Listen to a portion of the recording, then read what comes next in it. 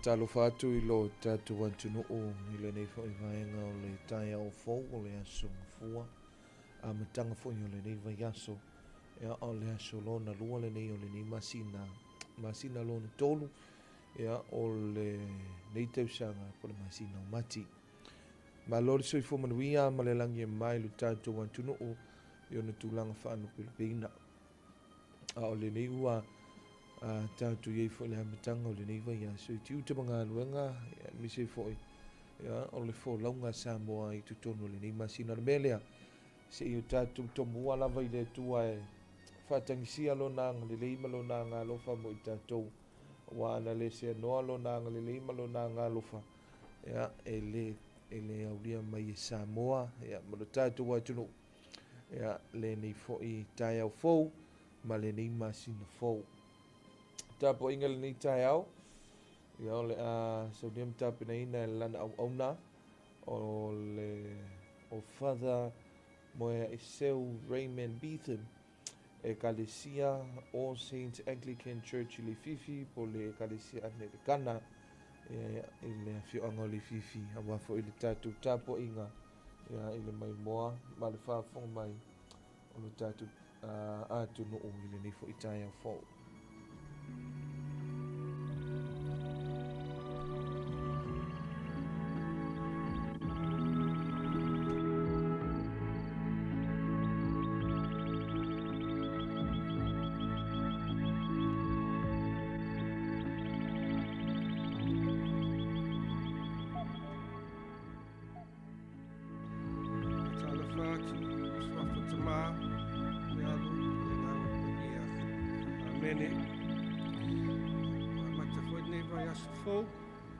Talofa malaanga le lei tatu o tōsi Yesu swafa tama ia na ia li inga maso mene maso.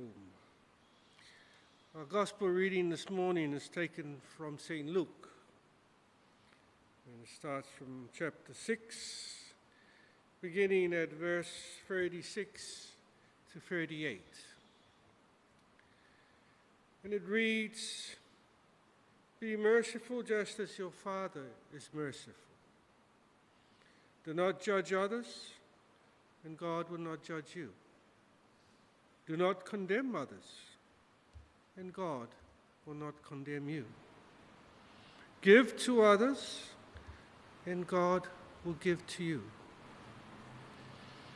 Indeed, you will receive a full measure, a generous helping, poured into your hands, all that you can hold.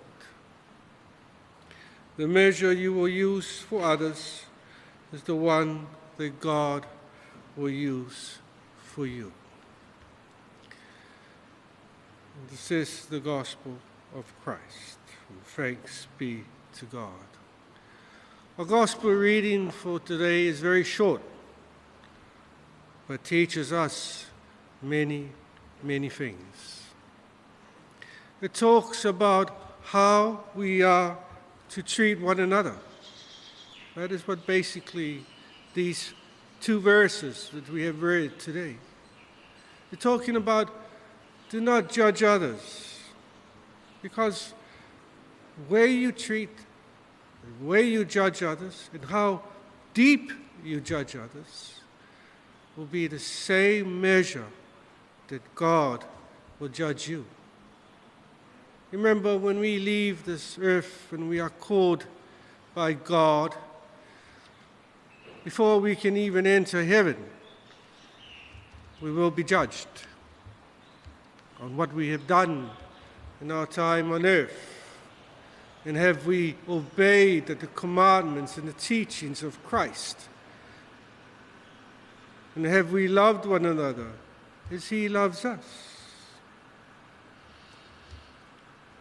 So today, as we start the new week, we need to look into our hearts. This is the time of Lent. Lent is a time of self-examination. It's about examining our own hearts.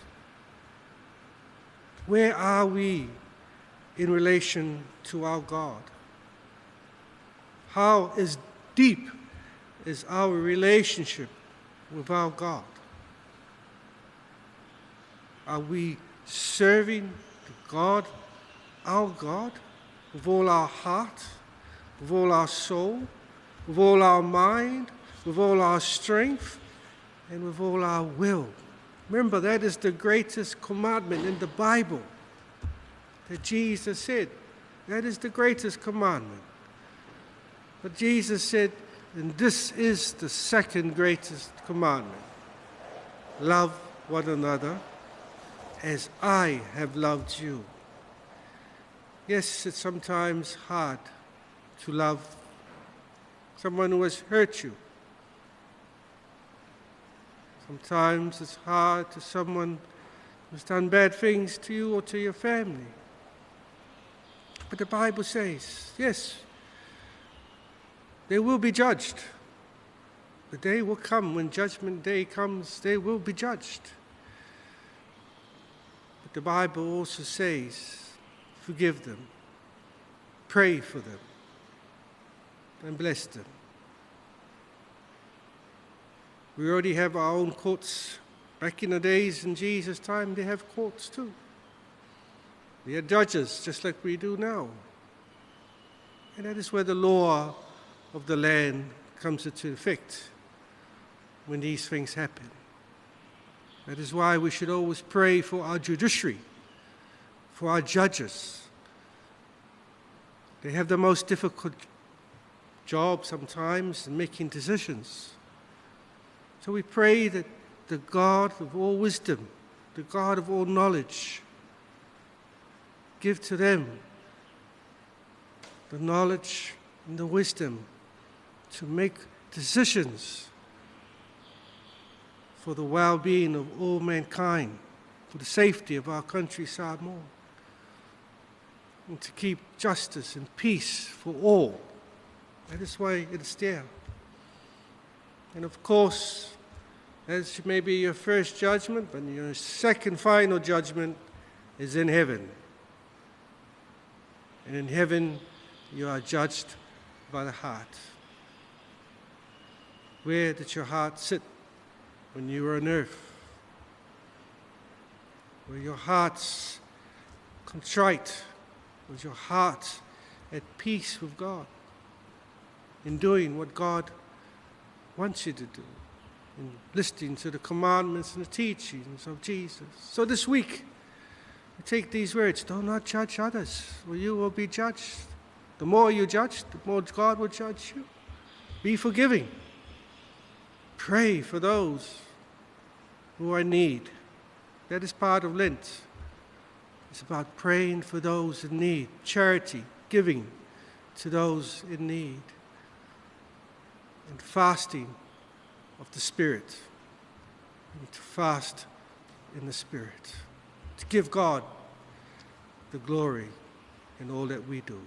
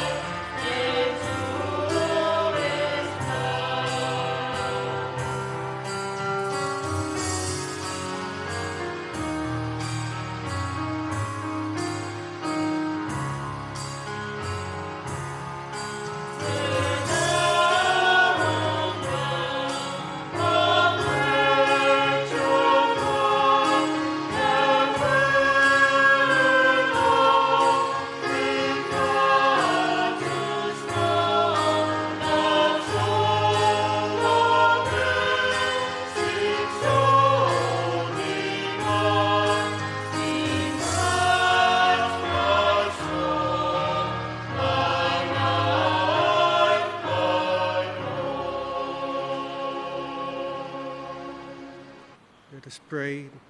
Loving Father, you are our God. You are the only living God. Please, Lord, as we begin this new week, may we find in you strength.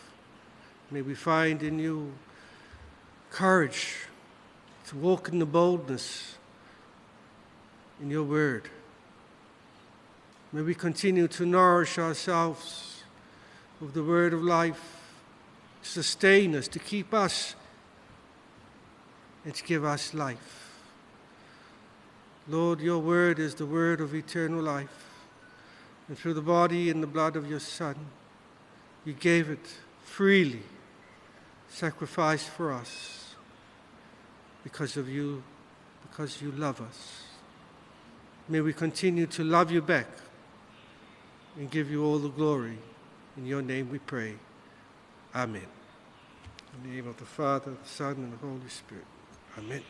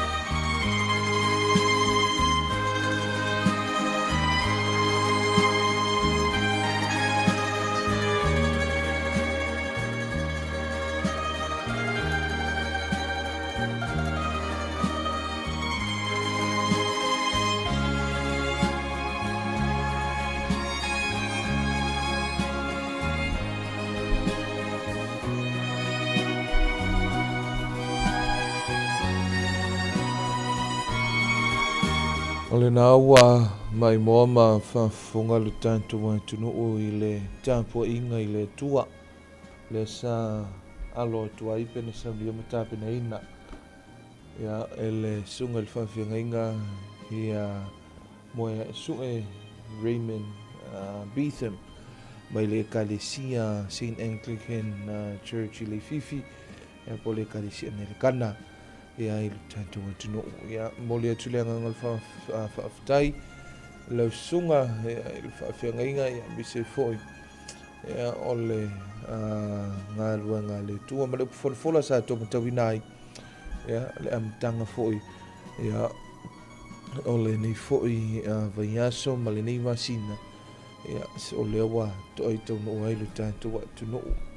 Ai o tātou vi inga o le tua e tamalunga tuai le tātou taulanga whawhitai le nei tai au mai le official whono whaitula whono maravi inga le tuai mamanai.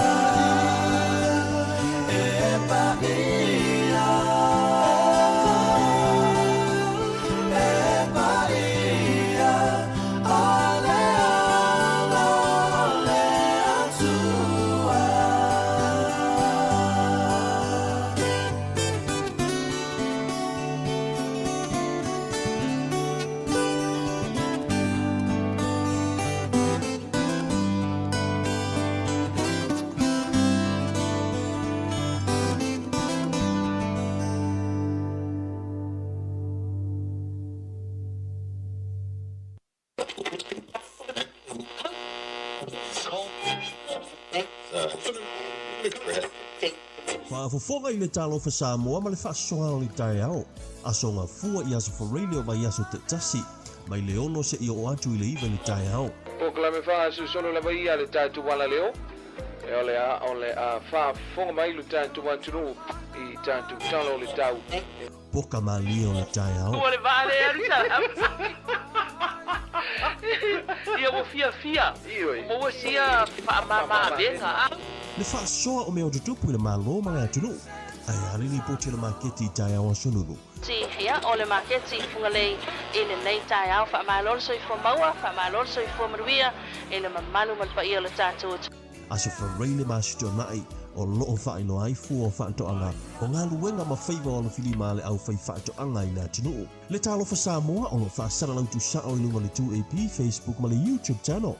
Ai, lala o so o le lalani atoa, ka ilo la ia. Polo ka lame e mana tua le so I tae au aso lua masitofio wa yaso te tasi, to e whaasara lauina I asito nai.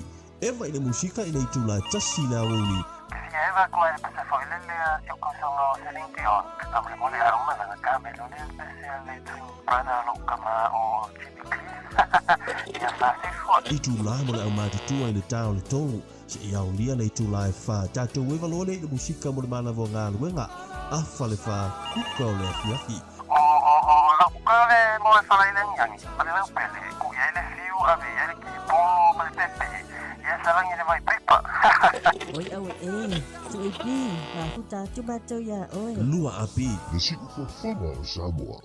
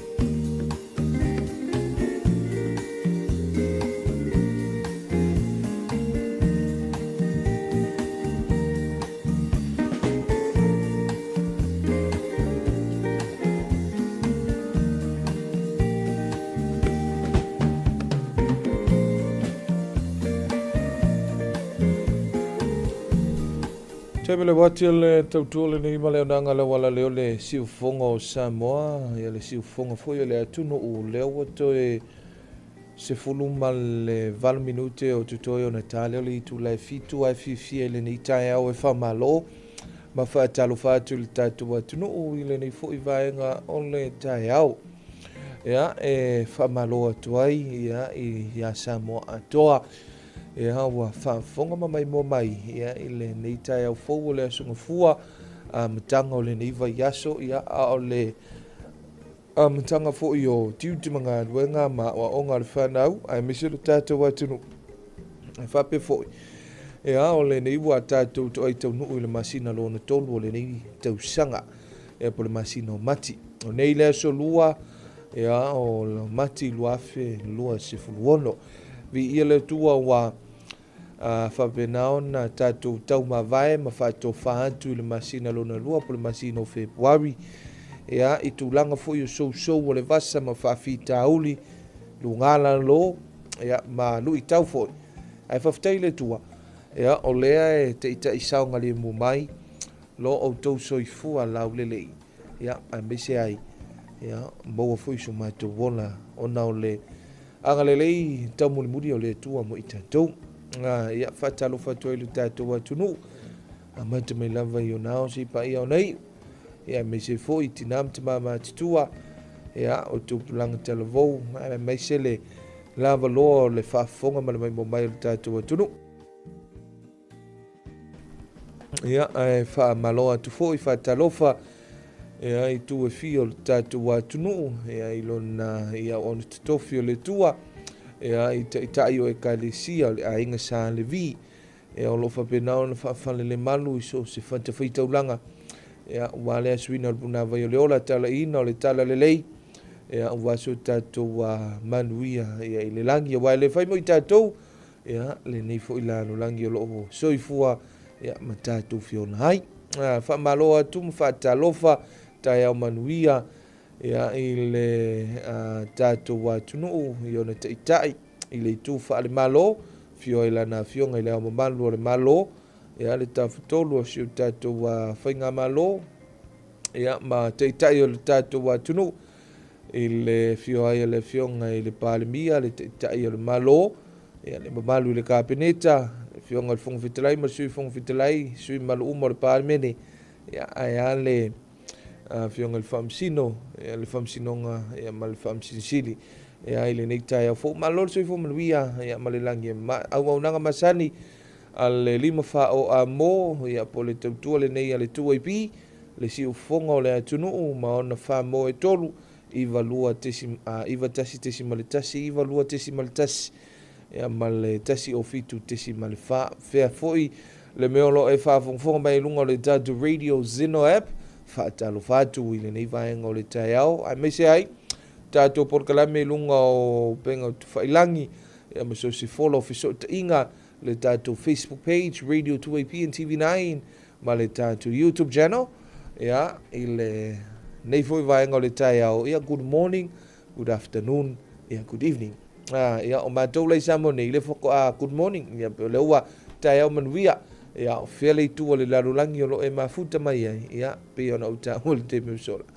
good morning good evening ia good morning good afternoon good evening ia pe male good night ia malor se fo manuia e le tato watunu ia o se taiao fo taiao tutoa taiao manuia ia ona le anga le lei o le tua mo i tatou le ai fa malu le taiao i le taumatau atu i fafo atu le tatou potu fasala lau ia ai ele o tua i lava le ngā luenga masani a siu tatou atunu o le usu i ngā luenga o tiu te mawhaiva ta penanga o whanau ia polipito la awa matua ia peifo i ona ia fa malo atu i le nivaenga o le taiao ia ai meise ai ia awhai o nei te mafuta mai mau te malawa ia malor soifu manuia ma leifo mai whanunga le lei ia awhai fo le nau e lunga o le awala ia whai mali mai ia nisi o i tu o le atunu palasi e timunga ma se e puaoa ia o le saunga le mu lava le tualalo e whapena ona tu ia tupea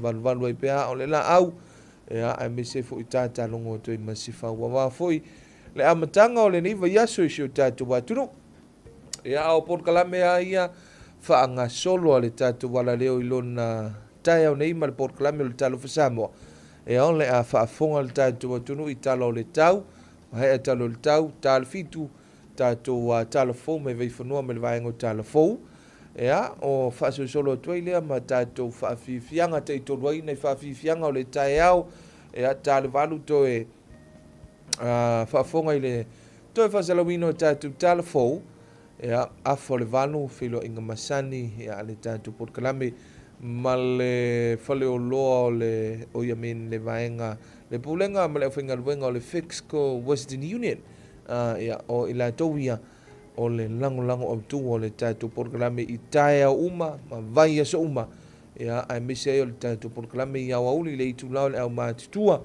ia fa talofa tuai ia ile nei tae au fou e le pulenga ma le au whinga luenga le tatu Fixco Western Union ia wa fo i le nei tae au ia ma le usu atuai e ala i le tatu pulenga ma le tatu o whinga luenga o le ala fa fonga le tatu o tunu ia i tatu talo le tau ia wa fo i le nei tae au le asonga fua ia matulanga o le ai le tau mo le nei fo i tae au a mesi ai o le nei vai aso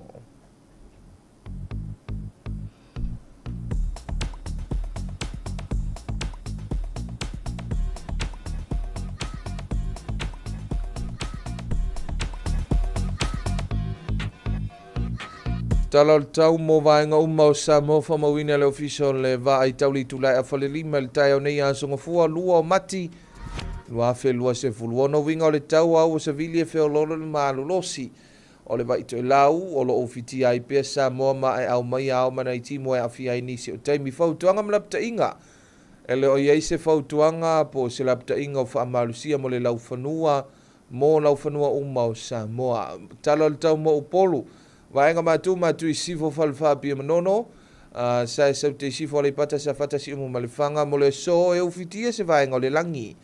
E ao matimu puu whapena wina mwhaititili e ono iai I vaenga maulunga I le awauli. E whatautau sa vili ni se o taimi.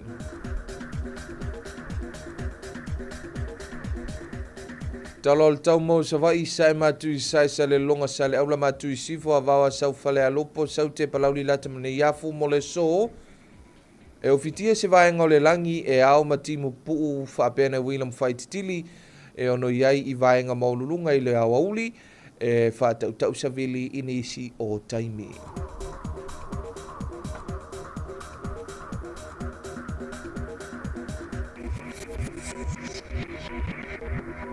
Talol tau mo o ngā sami mga te whale o Samoa whamawina li tūlai a wholeli mai le tai au nei a songa fua lua o mati lua fe lua se fuluono se I au lia le vai lua ngare po ana nei winga o le tau o au o savile feo lolo le malosi o le vaito e lau o lo a fia I pea o ngā sami o Samoa fautuanga malapta inga ele o yeise fautuanga po se lapta inga o whaamarusia mo o ngā sami o Samoa se vainga I le ngati whale ma o ngā sami mātu mo le aso le a angi le vaito e lau sa vili mai mātu I sae lua sifuru lima I le tolu sifuru kilomita li tu lalo na malosi o ngalu e lua I le lua te si male lima mita lo na mauanunga. Ngā te whale ma o ngā sami I saute mo le aso le a angi le vaito e lau sa vili mai mātu I sae o le e lua sifuru I le lua sifuru lima le malosi kilomita li tu lalo na malosi o ngalu e lua I le lua te si male lima mita lona mauanunga.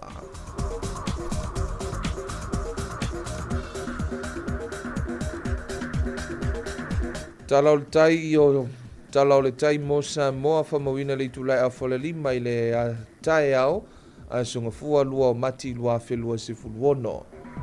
Te minei o lo o pe a sua tui le tai, sa sua tui le tai li tu lai lua suman van minute te li tu lai lima.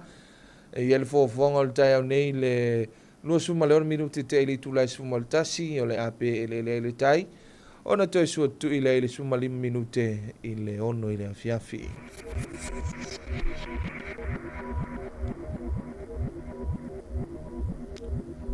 Talofa ni, ia tai au manuia toke lau, talo le tau mo le atu toke lau, mo le atu toe lau.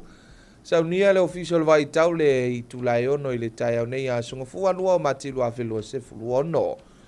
Winga o le tau, o au o susu o se vili mai matu, mai matu I sae o lo ofiti ai le atu toe lau. Ai pei tai o se vaenga vai o pe au mamao le ea o lo o ta oto I lunga o le atu no. Wa inga I le tau moto e lau se I au lia le vai luanga o le po ana nei. E au aoa ni se o taimi mana I timu e iai whapea wila mwhaititili e feo lolo whaasolo ina malolo se o se vini mai matu. Mai matu I sae, ma e whaatautau I ni se o taimi o le sami e sisi whaasolo ina sou. Wa inga I ona tua atu o le au aoa I ni se o taimi mana I timu.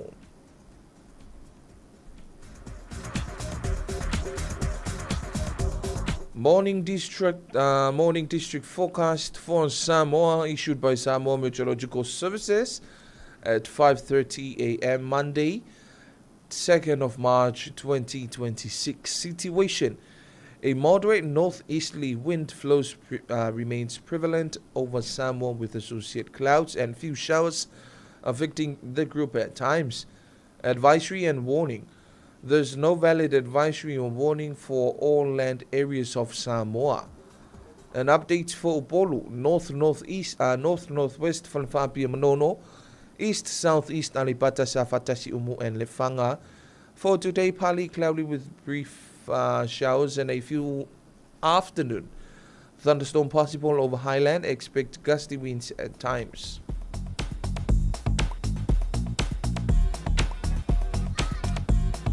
Update for Savai east, northeast, Salelonga, Saleaula, northwest, Vawa South Falealupo, south Palauli, Lataneafu for today. Partly cloud with brief of showers and a few afternoon. Thunderstorm possible over highland, expect gusty winds at times.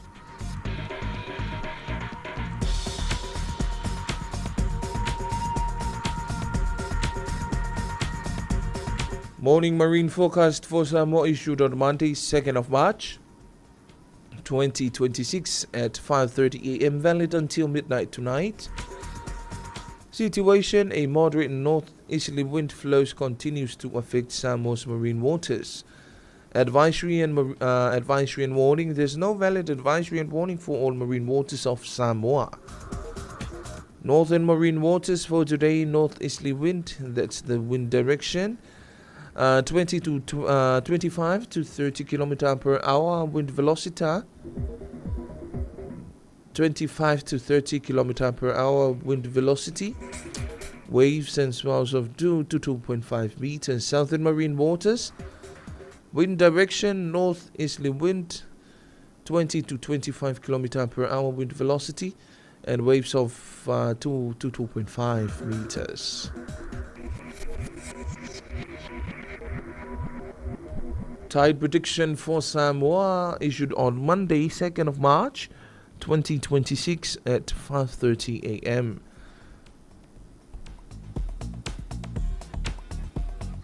High tide was 5:28 in the morning. Low tide will be 26 minutes past 11 in the morning, and high tide 15 more minutes to 6 after.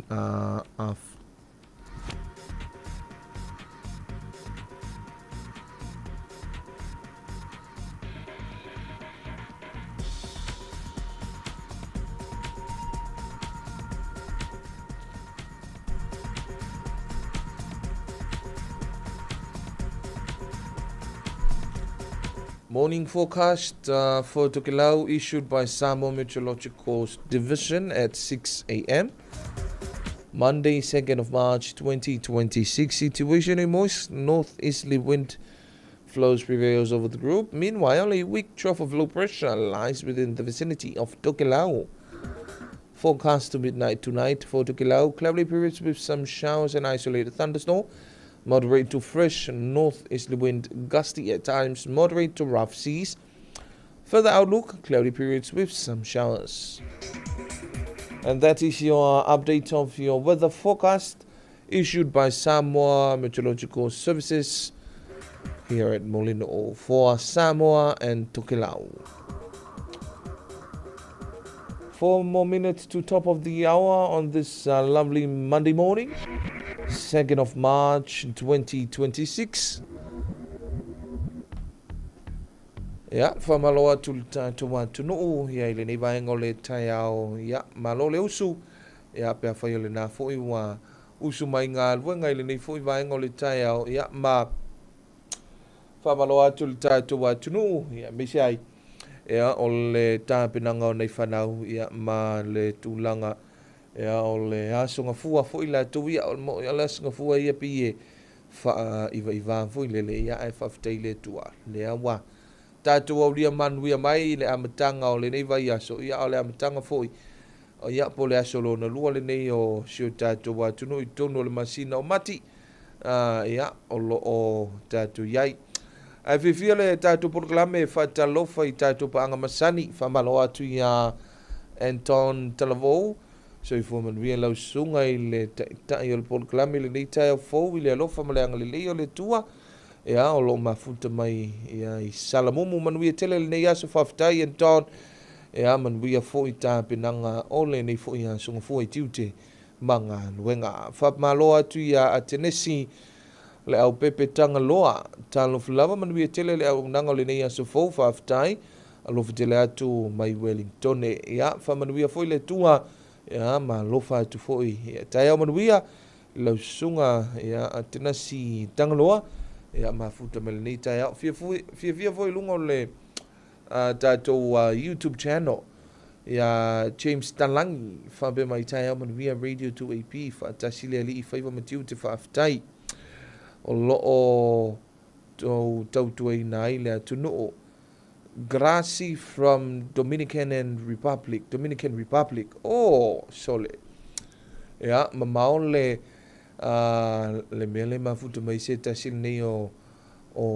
halo le atunu ya po o se tasi fo i o si o tātou atunu ya le fai mai toe se 5 minute o Natale o le itula e lua ia o le auauli ia po le fiafi ia o le sunga ia James Talangi ia o lai mafuta mai i Dominican Republic ia o tasi o tātou wa fulingoa nei o tātou a tunuu lea e mafuta mai ia i a tunuu e mamau ia whamanuia le tua i le au mawai ia i nā fo i a tunuu o lea ua tātou nu le tu lai fitu o si mai whawhonganga le tunuu i le urua i whasalawina o a tātou Talofa.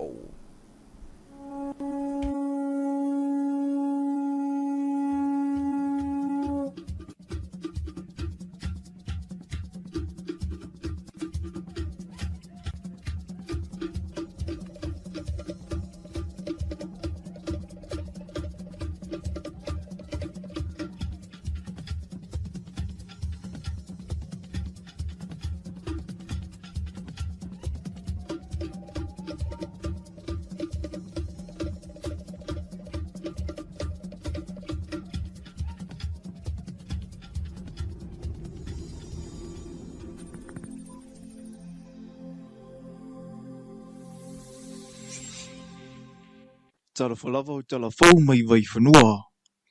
I talatumua, o le afionga le sui pāle mia o Samoa i ato lupe pomunu nuku o ne semo, na whaatali o le taunu mai whanua o le susunga i a Christopher Landau, o le sui whailau tusi a wao o le malo telo Amerika. O le malanga mai e i Samoa nei o le a whailoa i whaapitoa ai ma le taita i o le malo. Le susunga le la o le mali e toa le wate polata i wao Fose Smith, a mese o lona fe o ni isi o vaenga o au nanga o loo fsoa ni mai ei Amerika molo tātou atunuu. E tau walunga lea whainga malanga, i le maalienga o le asai ni le vā mali pālamia o Samoa. Whaatasi ai masitasi o fsoa ni whaapitoa, a Amerika mo le matanga luenga o leo whale pui ma leo lato e fuata ina. E tue te liu i le afiafiana nei le whainga malanga. O le tae au whaina na whi, na tō aitou nu umai i Samoa nei le whainga malanga, ale ko vana silio Amerika Samoa le afionga ia pula a lii Nicolau Pula, ma sui o le malo tutui le mamanua. O le afionga le sui pāle mia, o le minista fo ilia le mtanga nbenga o tupia Samoa, le afionga ia mulipola ana rosa a le mulio o na whai masui o le malo Samoa, e whaatalia le taunu umai le ko vana sili. Ai le ngata ilea o le awai ai fo i o le afionga le ofisa sili o le mtanga nbenga le vai fafo Samoa, ia pesitano me simi. Ona nei whainga mulanga ona e iei ni sa mta upu tā ua. E te tau na talanoa i nei ta i o malo e lua. Mo se manuia lau tele, o tunga tā nuu e le ngato Amerika Samoa, ai whapea fo ilo tātou atu nuu. E toi taliu le whainga mulanga i le tai au le asolua. Ma o tā penanga umanei, ina ia ngā lulu e whaatasi Samoa e lua. Mo se lumana i manuia.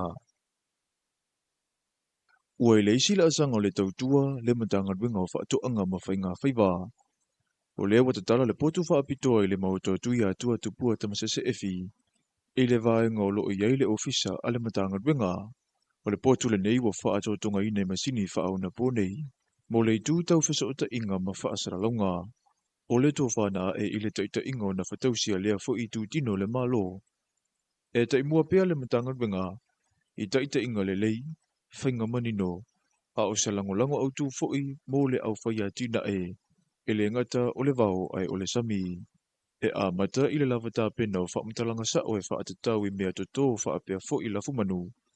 Ai le ngata i leo le whaasau le ngata i whale, o na tuu atu leo ni whaamomonga i le mamalu le atunu u. E sila fia ai me tutia fau mō le puipuinga o a tina e, o whaamai o noa fia ai, olo i tau ma au wala e tali atuai, ai whaapewhia fo'i o na langalango ina le tū tau maketi. O le nei vai tau ia ua a vea fsota inga le lei ma me totia tau a tele mo le siitia o le ngao singa ma le ngafa tau ni maina ma le tari atu ma le manino ia i ngā ruenga whaatino.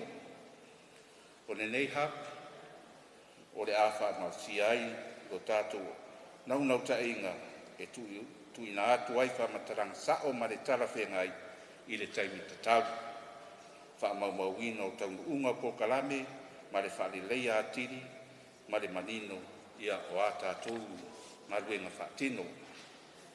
O le a apa mai o le malo o Ausitalia whaatasi ma le fesoasoani a le Unia Europa e tawala le whaala potoputonga o tau mawha alalalangi na mawhai ai o na whaatupe lea fo'i wha maite.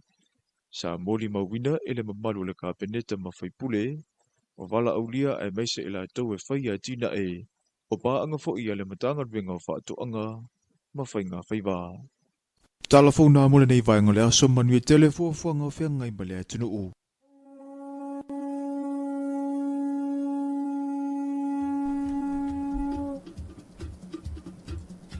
Sunga ia mātua ingi sa ako male vaenga o talafou ia male tātou mā tātou talafou me vai whanua mole nei fo i tai au lea sunga fua aso lua le nei o mati ia i le tautua le nei ia male amnanga lawa la leo siu fonga o Samoa.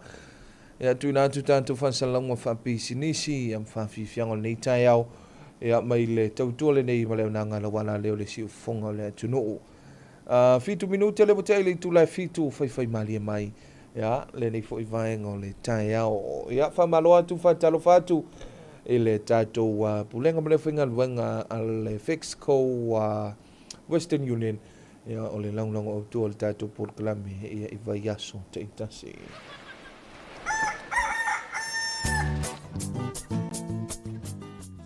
Talofa lava. Yes. Ua si tia le tau o fesuia inga o tupe whaamomoli le Western Union, o lona winga ua whaateleina tupe tala. O le a whaititia tupe whaonga e lafo mai ai, a e te le o le a talaina. A whea nei le official e #1 currency Western Union, pe wala au mai i le 250 mo nisi whaamtalanga i suinga maua e o tau o fesuia inga o tupe a le Western Union.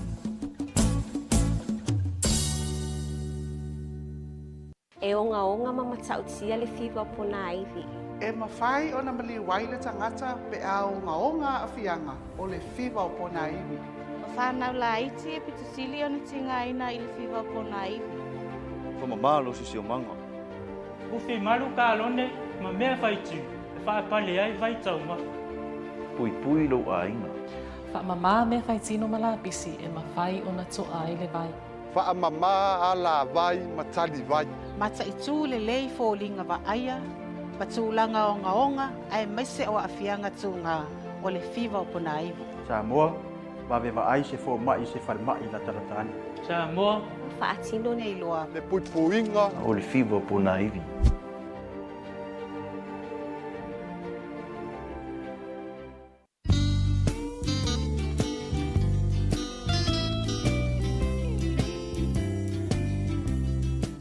Maloto ina, o whea e usu pō ia. Ke au te alua tupo le asi la me ta pisa mai ngā taile whare komiti. Whalongo alwa ngā lua alporo kikian malo, la fwoi wapo e kumkumu e ngā kai. Mānanga te le ala, awano le leia le si talo sanga ia i mose masini fo i le vidi ai la au. Te lo se whalo lolo mawa i masini ia. Ui papa, ke haru sā o ala i vai tele, i le whalo loa mo whatoanga. Te mawa i masini le lei, masini anga tā o oi e kuai. Tai te le lava, o te alua atu lai le whale komiti talo sanga ia. Na o ti e lo le i vai tele se i mata i e masini. Whiu mai loia tātou la lai funga lei, mai tele whapeasa le lolonga mo le motu tele i sa la whai. Pe wala au mai fo i numero telefoni 225 251 o whapeasa le lolonga i le 5-3-1. Pe asia se fo i lunga o penga ta whailangi i le mātou Facebook page. Samoa Agriculture Store Company Limited. Samoa Agriculture Store, helping you grow.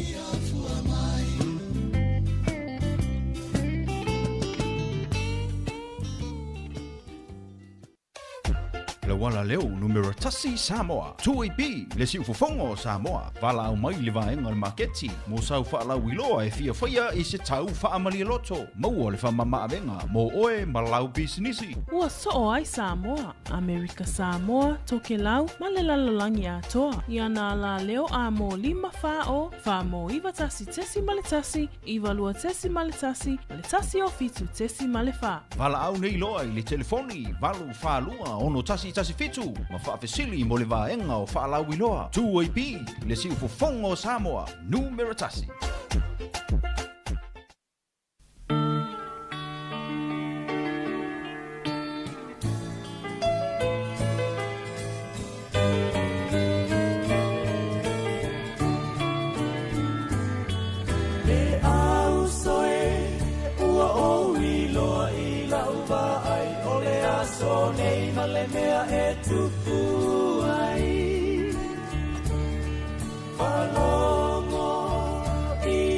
Yesu o te talai o le ase mea e te mana o iai.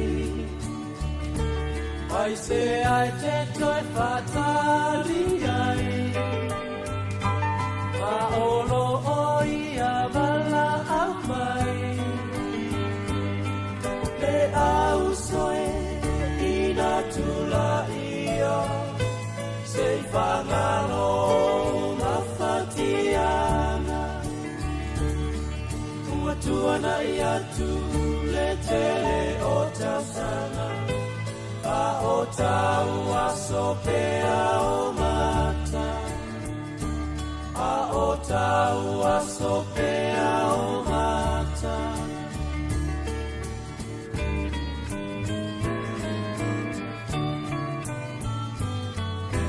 Tatou iai i le lalo langi o agasala. E le maua i se file mu. Ai oli oli i aso umalama. I lato uma uai a Yesu.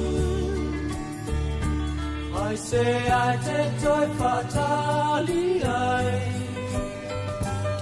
A olo oi a vala amai. E au soe ina tula ia. Se whangalo mawhatiana. Ua tuana ia tu le tele o tausana. A o tau aso pea o mata. A o tau aso pea o mata. Ai se ai te toi fatali ai. A olo oi a vala au mai. E au soe ina tula ia. Se whangalo mawhatiana. Ua tuana ia tu e tele o tausana. A o tau aso pea o mata. A o tau aso pea o mata. Le au soe tula ia.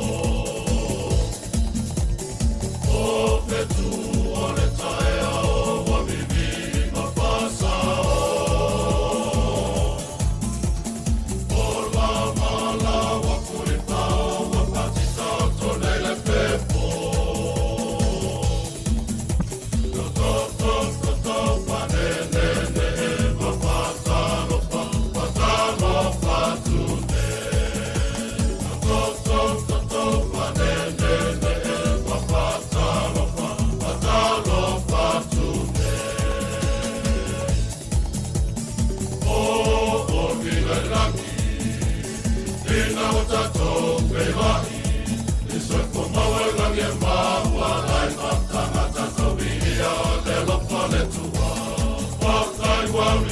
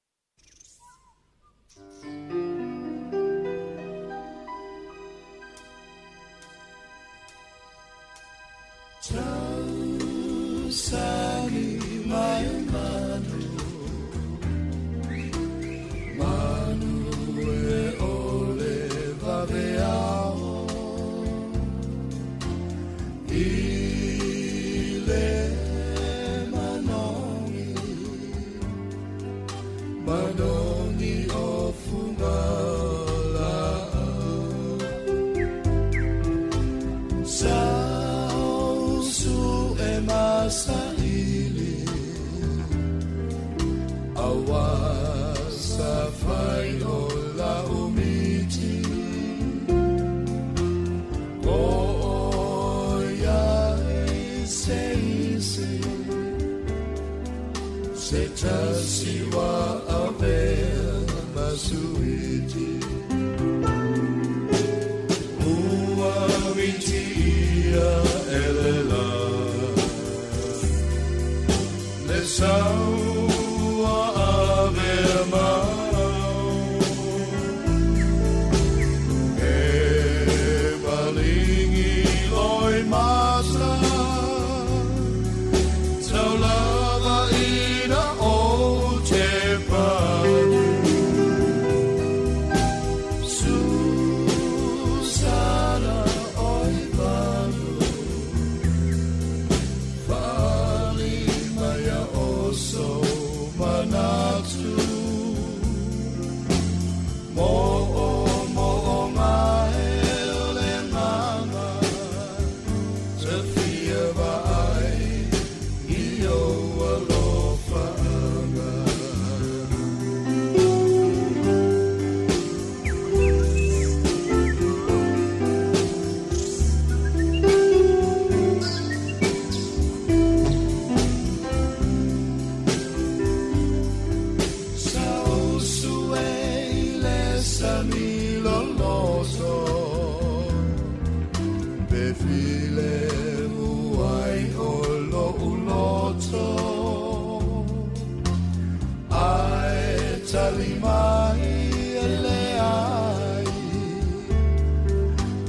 Tumu I fe ai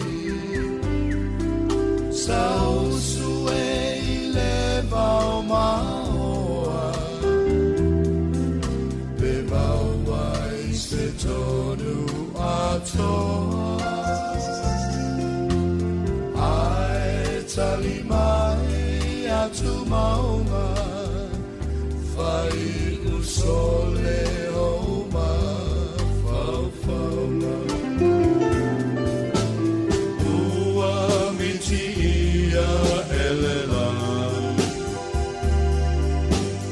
saua ave mau e maringi loi mata taulava ina o te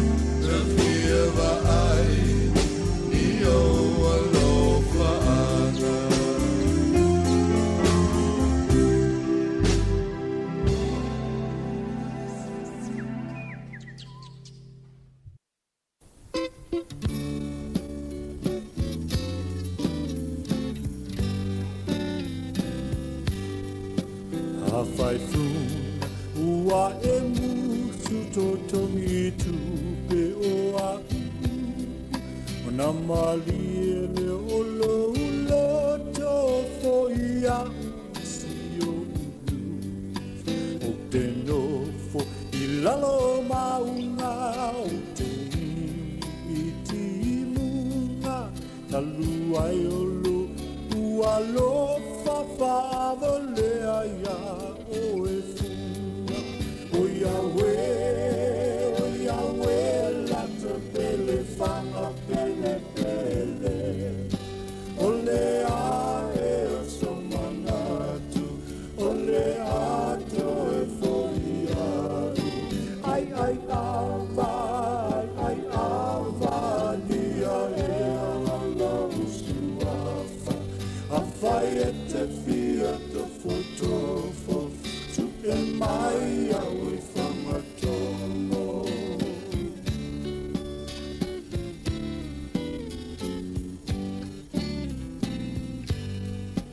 o soa e o le la maululoa i le pangoba a mataloa lau whainga o le ai ava no foloa i le lau o ka loa au pia a mata i le bat ae whaai i le mila o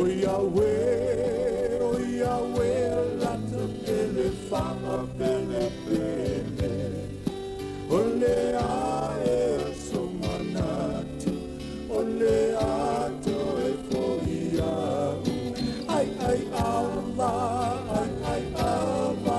dia e alo suafa a fai e te fia te fotofo su e mai au i whamatomo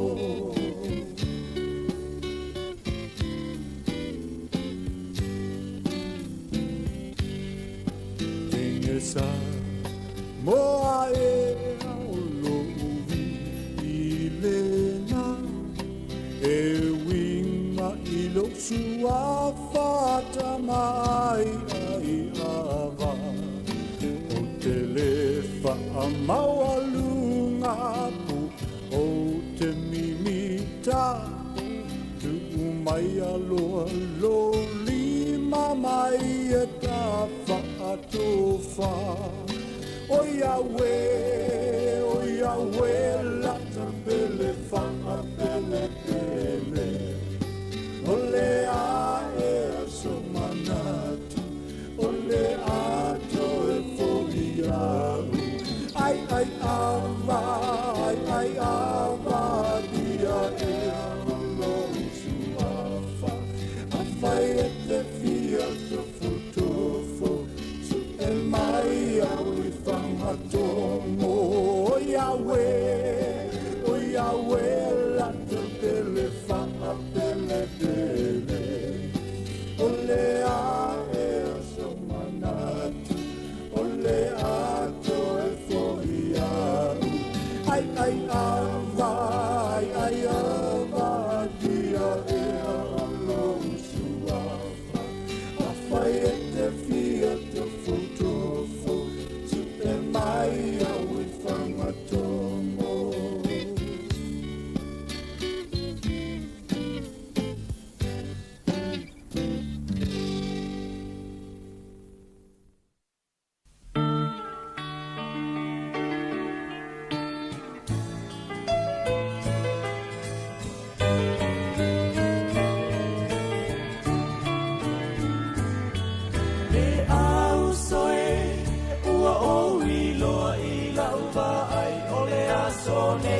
mea e tupu ai Palongo ia Yesu o te talai o le ase mea e te mana o iai Ai se ai te toi fatali ai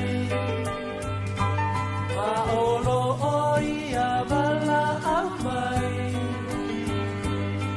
Le au soe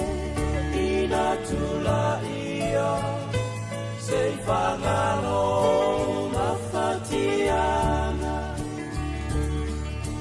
Tua na iatu le tele o tausanga A o tau aso pea o mata A o tau aso pea o mata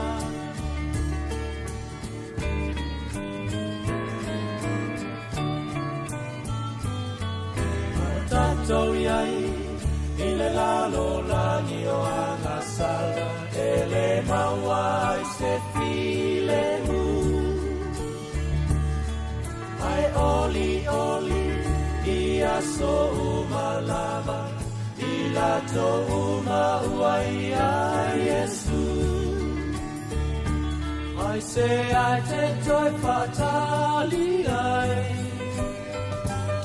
A olo oi a vala au mai E au soe ina tula ia Se whangano mawhatiana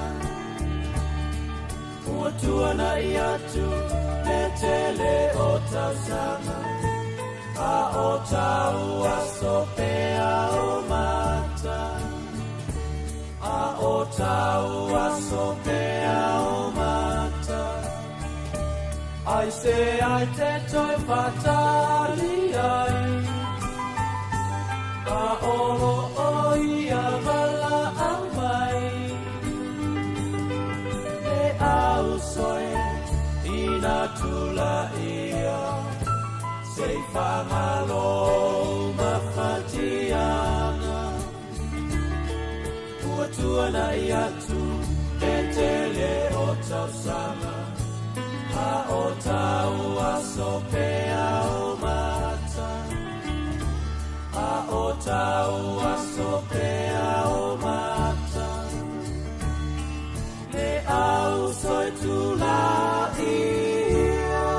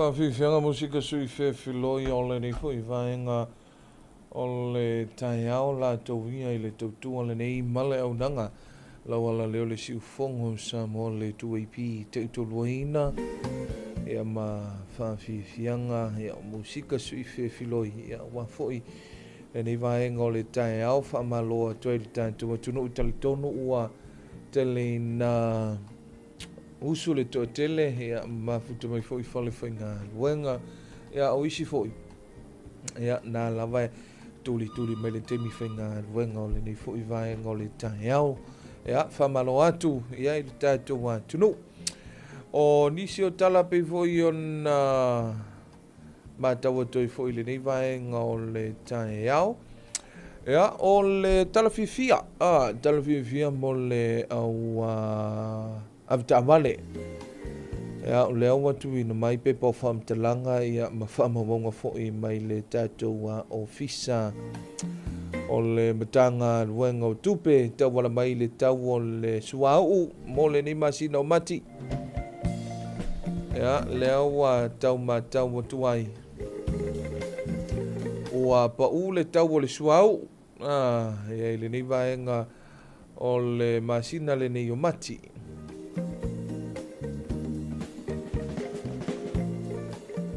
ia o le penisini le sa lua tala I vatasisene ia le ua pa u I le lua tala I valu lua sene I le lita ia matua le masino fepkusa la afua tuei talu mai le amatanga o le nei tausaga masino Januari ia sa tolu tala ia pa u mai lola ia le lua tala iva sifulu ia ma le tasisene ia le ala o lua ai tuai le o lua tala valu lua sene I le lita ia o se fama ma avenga mai le tatou malo ia mi se foi o le tatou mtanga luenga o tupe ia mai la tau ia o lo whapena ona whetuna I hina le tūlanga o a tātou tau o le suau ia ma le tūlanga foi lele o le tau o le penisini ia o le tiso ia e misi vore kalasini o le kansili le ua o le tiso le tau ma tau o tuai ia le alava e pe e pa ua le pa utele le ua o le tau le tiso le ua iei volua tā la iva sene I le lita au le karsini le lua tala ono sefulu tolu sene I le lita ia e fua ia o tulanga na o tau o le suau le wa fa bena ona tuina mai ele tatou ofisa o le matanga luenga o tupe ia malvaenga le ia fituna inga o tulanga o le tau o le suau mo sio tatou wa tunu ia wale nei masina o mati wa pena uta wala solo na lua nei o le release le na au de mai la so na nafi ia ma le tau matau tu ia tulanga foi mo fuanga ia ma le tau le suau ia fa malo tu ai le tatu malo ia e mai sai ia o tulanga pe foi ona le wa se fulu mal tolu minuto to no tano le tu lai valu fa malo atu fa le nawa mo el poloka ia on sai tato mo ka pele lo to sai ia le ni fu ia taiao ia ma le usu ai fu ia ile inga wenga fa malo atu fa Talofa ile fionga ile minister o le tanga wenga officer ta inga fa mtalanga teknologi ia pol ta ma fu ile ni fu mtanga wenga le fionga yang siata ia me se fu ile langlong sua le fionga ile minister lango le fionga ia le lua ia ai me se fo ia nisi fo ia le malo le tunu ia lo fa ia ma futu mai le ngate samo nei ia tunu ma fa malo atu fo fa Talofa le sunga ia tasi ia tal tonu lo o inai no uli le motel ile motele inai le motu sai atu tu ile manua po America Samoa nai ma futu mai ia fa Talofa to America Samoa ile nei tai au le asusa ia tal tonu wa ta pena fo yul fale malu ta puai fa fte ile anga le le tua ia ma to wi samone ia po polu ma svai ia le wa tapena fo inga luenga masani o le taiao ia matiu te fo manga luenga ia lewa se 4 minute o turn tale o le valu mantua tale valu fa fonga le toe fa salawina o tatu telefon mai vaenga o telefon ia ile nei vaenga o le taiao ia fa fifianga mai le te maitai Rachel Molia ile pese o le SPG po le South Pacific Games el te usanga i luafa maliva ia fa Talofa tu ia Marina Masanga so fo manuela usunga fa fitai ni tai fo lo fo le tu lo mafuta mai ma mate mai ia nai au kilani o te savali ia fa vivianga mai Rachel Molia ma le pese ia wa fo le nei vaenga o le tai au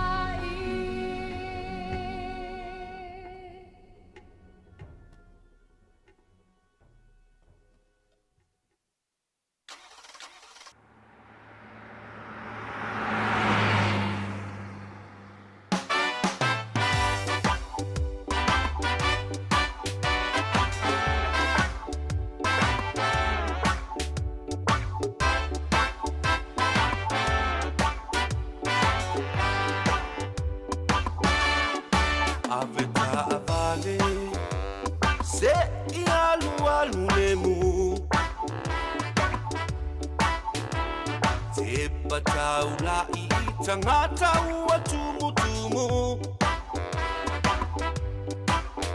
Afai e tele fai tete I taimi umala Eo o se fa alave Iso o se tangata Abeta avale Aua e te halu ona Ia faina se tangata ile auala Wa ai le leina I tamaiti ole aonga Maua o e leo sia kisa o ile sela Aveta avale Aua sona fiti vale Le forma umile na e no foyo utalane Wa ai le luma o le tala no E moane o I ole ata tu le tamalo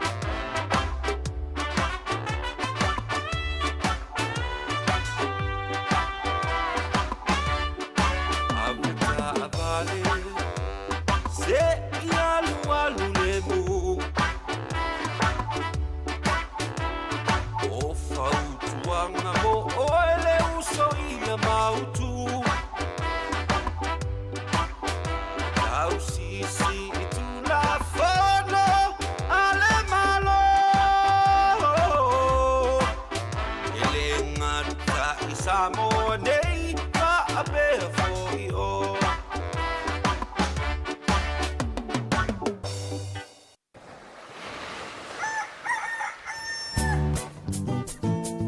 Talofa from Western Union. Yes! Western Union's better exchange rates to Samoa mean your dollars go further. With you receiving even more tala, your loved ones will spend less when sending money, while you receive more. Head on over to a nearby #1 currency location today or call 25623 to find out more about these great rates.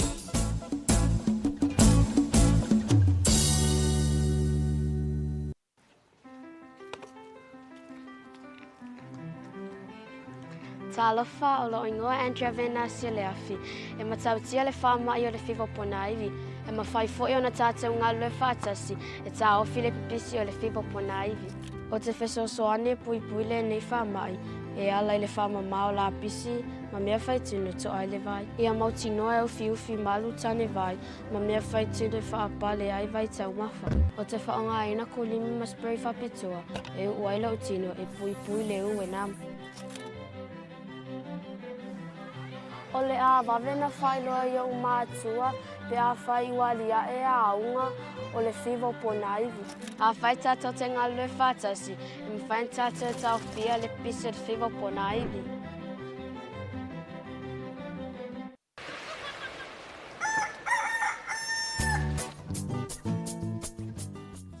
Talofa lava.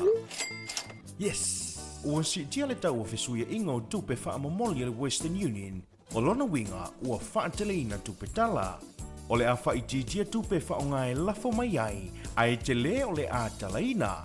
Ha whea nei le ofisa le #1 currency Western Union pe wala au mai I le 250 mo nisi whaamtalanga I suinga maua e o taua whesuia ingo tupe a le Western Union.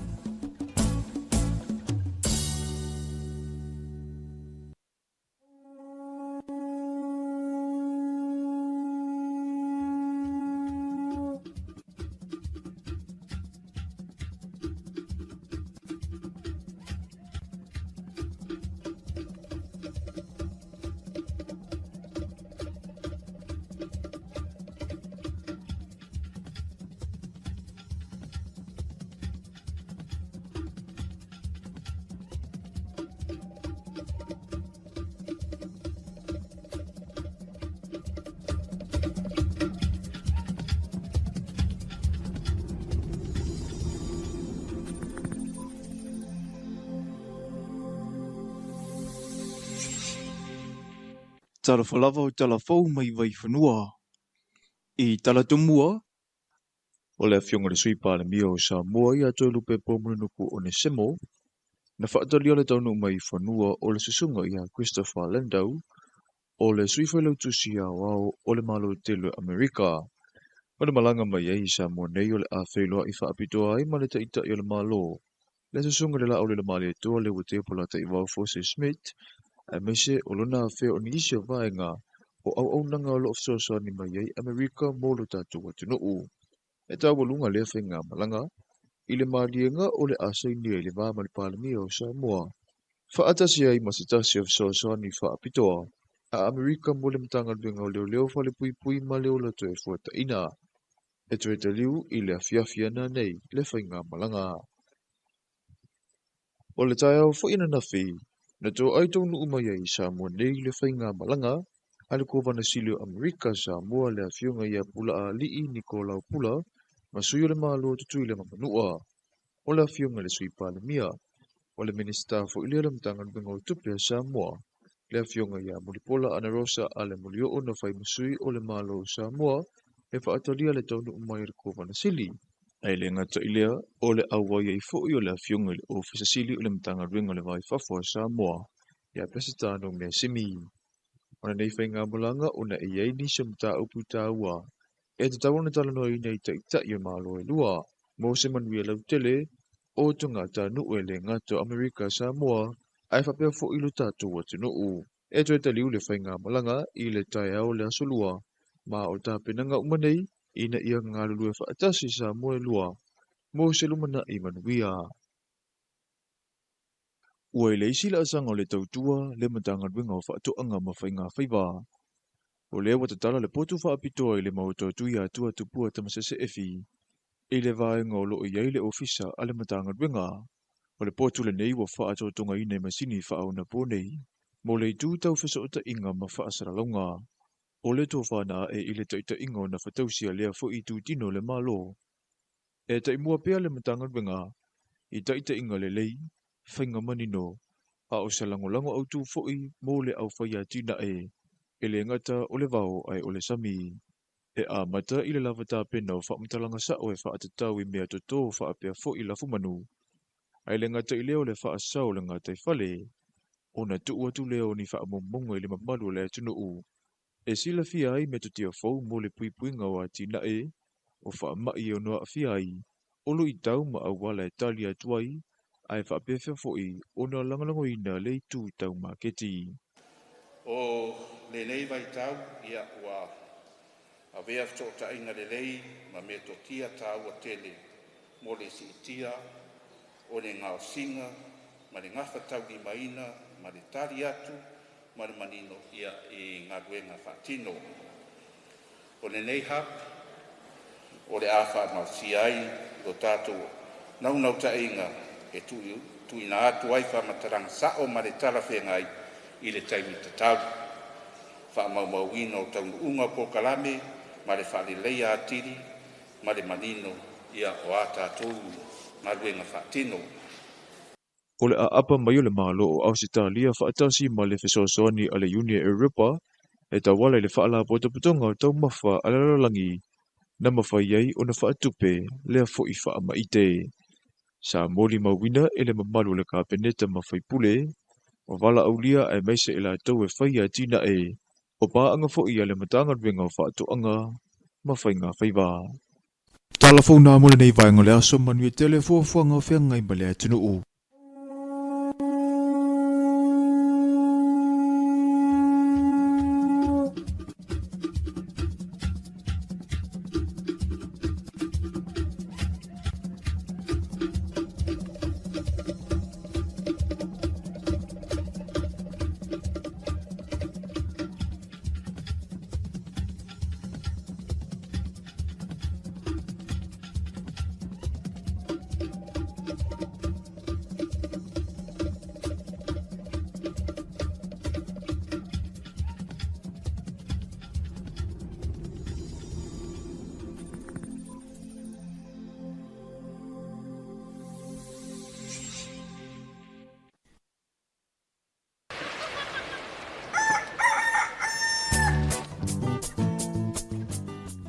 Talofa lava. Yes, ua sitia le tau fesuia inga o tupe whaamomoli le Western Union, o lona winga ua whaateleina tupe tala. O le a whaititia tupe whaonga e lafo mai ai te le o le a talaina. A whea nei le ofisa le number one currency Western Union pe wala au mai i le 250 mo nisi whaamtalanga i suinga maua e o taua fesuia inga o tupe a le Western Union.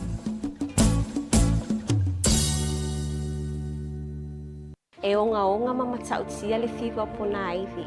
E mawhai o na mali waile tangata pe a onga a fianga o le fiwa o pona iwi. Whanau la iti e pitusili o na tinga ina i le fiwa o pona iwi. Whamamalo si o manga. Uwhi maru ka alone, ma mea whaitu. E whaapale ai vai tauma. Pui lo a inga. Whaamama me whaitino malapisi e mawhai o na toa i le vai. Whaamama a la vai matali vai.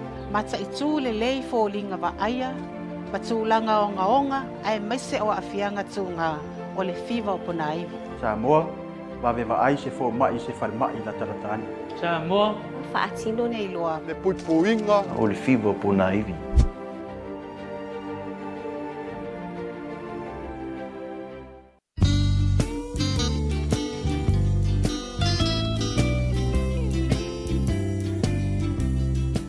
Maloto ina, o whea e usu pō i e. Ke au te alua tupo le asi la me ta pisa mai ngā tai le whare komiti. Whalongo le vaenga lua o polo kikian malo, la fwoi wapo e kumkumu e ngā kai. Mānanga te le ala, awano le leia le si talo sanga i ai mo se masini fo i le vidi ai la au. Te lo se whalo lolo mau i masini. Ui papa, ke haru sā o alai vai tele. I le whalo loa mo whatoanga, te mawai masini le lei, masini anga tā o oi e kuai. Tai te le lava, o te alua tula i le whare komiti talo sanga i ai. Na o ti e lo le i vai tele se i mata i e masini. Whiu mai loia tātou la lai funga lei, mai tele whapeasa le longa mo le motu tele i sa la whai. Pe wala au mai fo inu mera telefoni 225 251 o whapeasa le longa i le 5-3 Pe asi fo ilunga o penga ta whailangi i le mātou Facebook page. Samoa Agriculture Store Company Limited. Samoa Agriculture Store, helping you grow.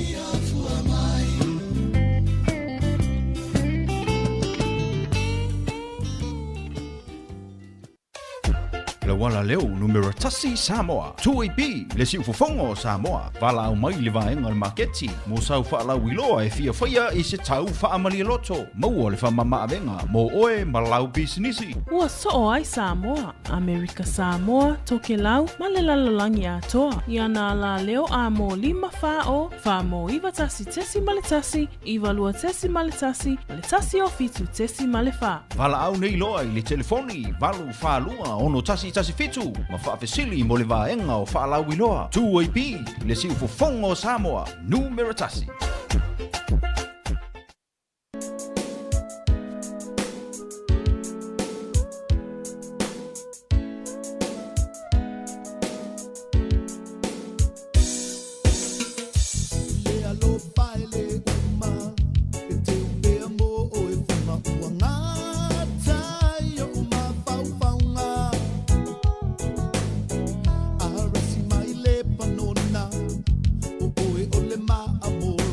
Ila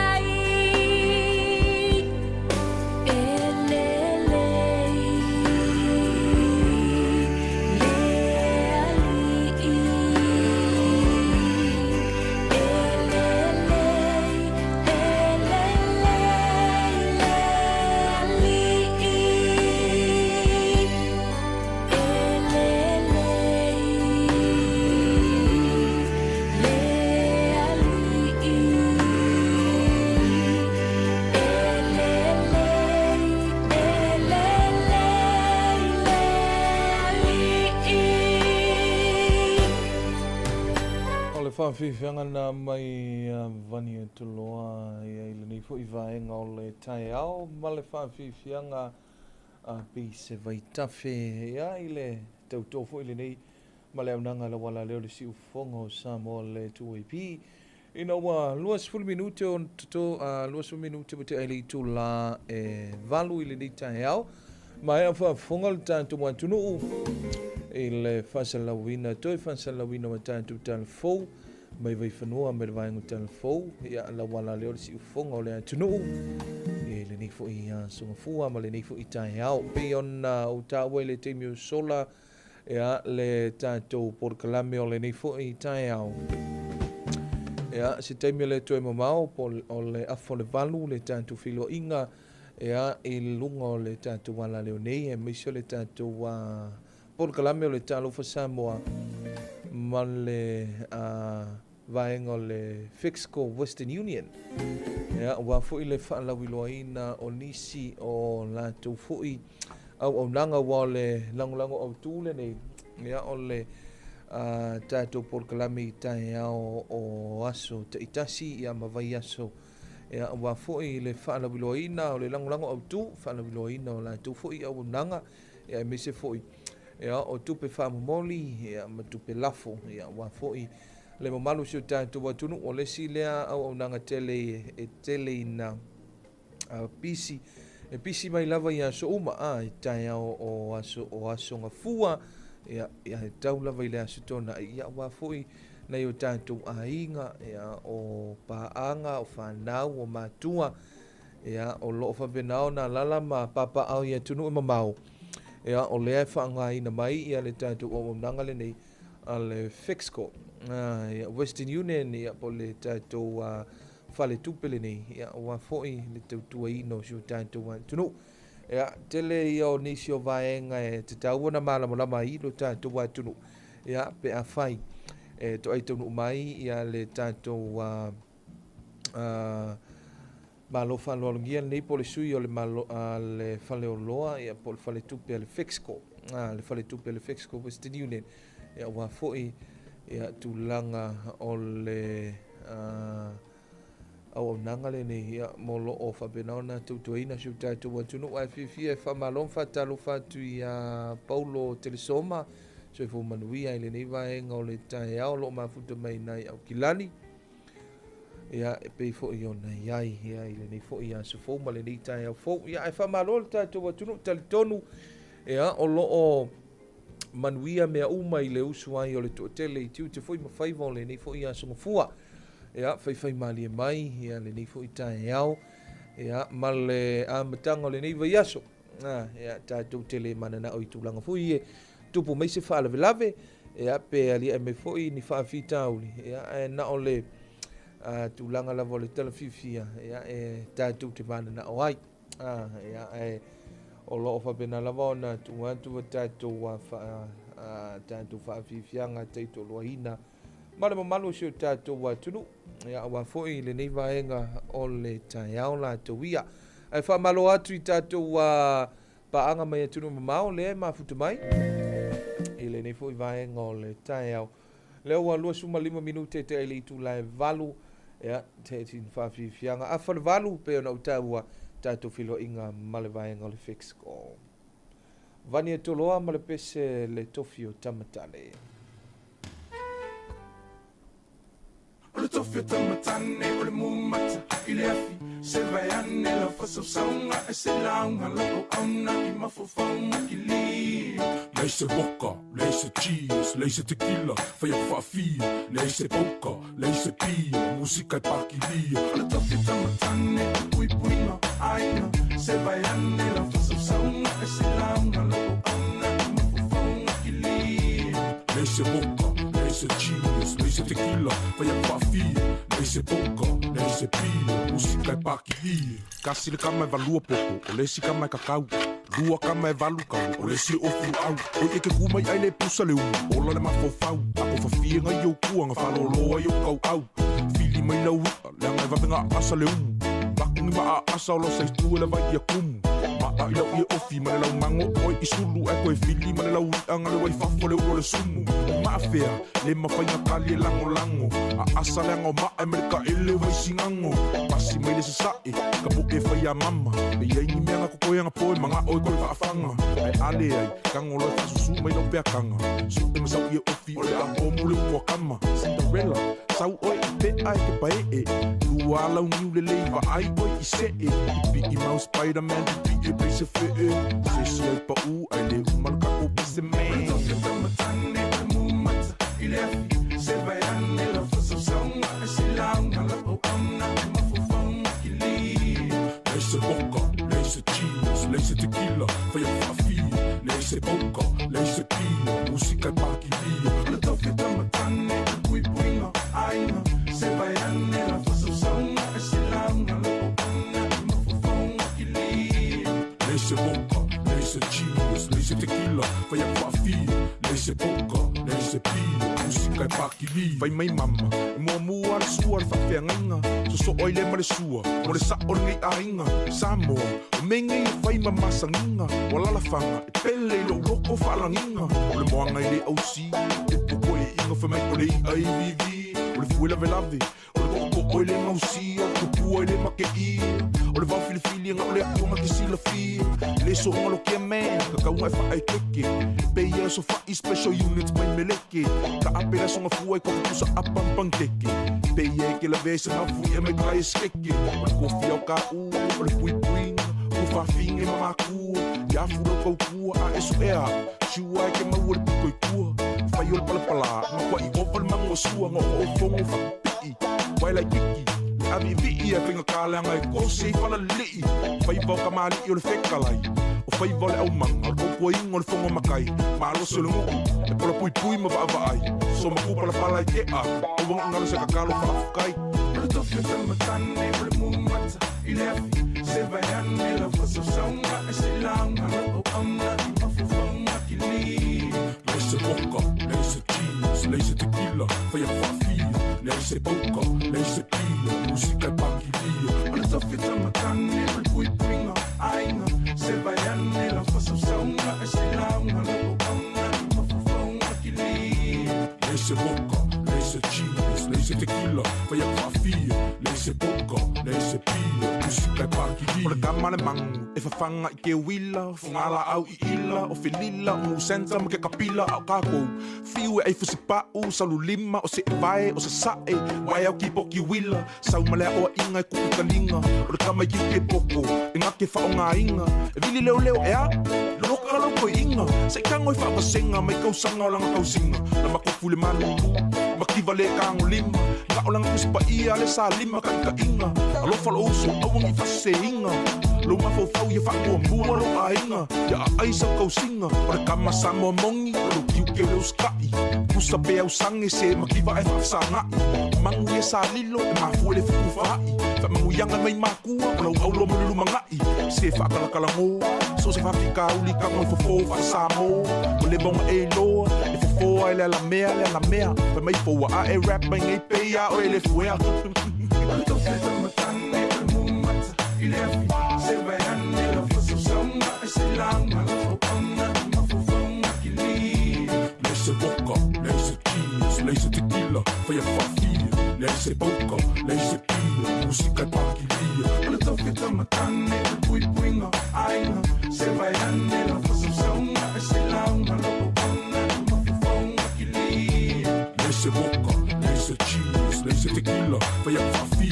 Leise boca, leise pina, musica e paki lia. O le tofi tamatane o le mumata i le afi. Se vai ane la whasa saunga e se launga la o auna i mafufonga ki li.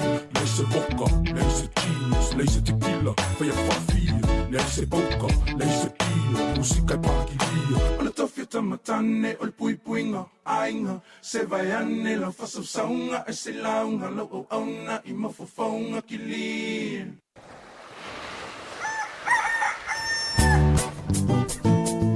Talofa from Western Union. Yes! Western Union's better exchange rates to Samoa mean your dollars go further.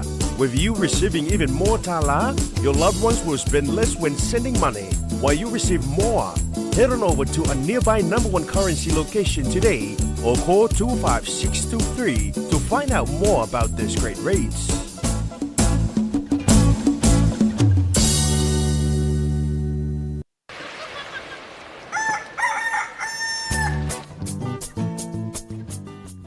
Talofa lava.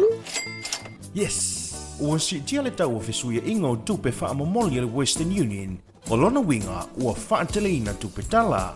O le a whaititia tupe wha o ngai lafo mai ai, ai te le o le a talaina. Ha whea nei le ofisa le number one currency Western Union, pe wala au mai i le lua lima ono lua tolu, mo nisi wha mtalanga i suinga maua e o tau o fesuia inga o tupe a le Western Union.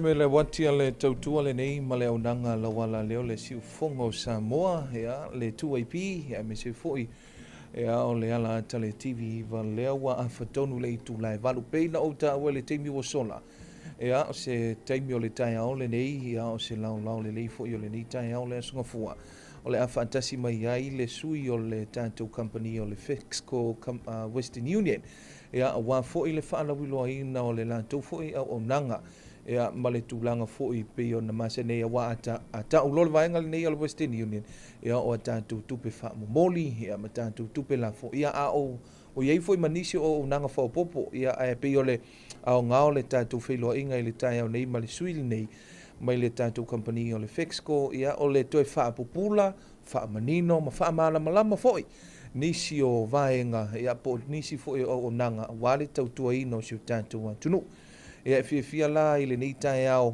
ea ua mawhaatasi ea ma le susunga ea Susana ale Filipo ea o le sui o le tātou Fixco ea ua foi le tātou polokalame i le nei vaenga o le tae au ea ma le whaamalamlamaina ea o le nisi foi o vaenga ea whaatalo whatu Susana i le nei vaenga o le tae au ma lo le usu Whaatalo whatu i lo sunga ea e whatalofa atu fo ele pa ia mal mamalo tātou a whaafonga anga le ni tai au e le ngata i Samoa nei ia e whaapea fo i la tolo whaapea o na whaalongolongo mai i whafo ato Samoa o lo o whaapea o na whaile le ala leo le nei o le lua api ma o la tō leiti o whaalongolongo ia o lea fo iwa taunu o mai le nei tai au ia whaftai lea li o na o le ola malo si ua fwai mai mo tātou nei tai au. Ia, o se lao le lei fo ile nei e whaailo atu ai fo ile au nanga ta au ale Fixco po o le Western Union i Samoa nei. Ia, malo whaftai, malo le usu. Ia, e lau sunga Susana ia po le sui fo i o le tātou company o le Fixco. Ia, o le molsilfia fo le tātou matunu o le au nanga le nei ale Fixco. O le lango au tu o le tātou porkalame o le Talofa Samoa i aso ma vai aso te itasi i tae au ia e whaatasi ma le tātou porkalame i le au auli o le itu lao le au mātutua o le au nangal nei o le Fixco o whaipaanga ma le tātou ala leo ia i nei mea ane ua te le lau tau tala Susana ai la fo atu ia o ale au nanga ia manisi fo i o vaenga o lo whapenaona tau tua ai e le tātou Fixco po le tātou Western Union. Ia, le mamalu o tātou watu nuu whamole? Whaaftai, ia o le au nanga le Western Union a tonu le tau whaailoa. O se au nanga ua le matele o na tau tua le Western Union i Samoa nei. Ia, ai o tūlanga o whamanatu maa sani, ia mo le lausi la fia e le mamalu le atunu o lo whaapea o na whaanga ina tato au nanga lea. O le tūlanga lea i tupe lafo mai.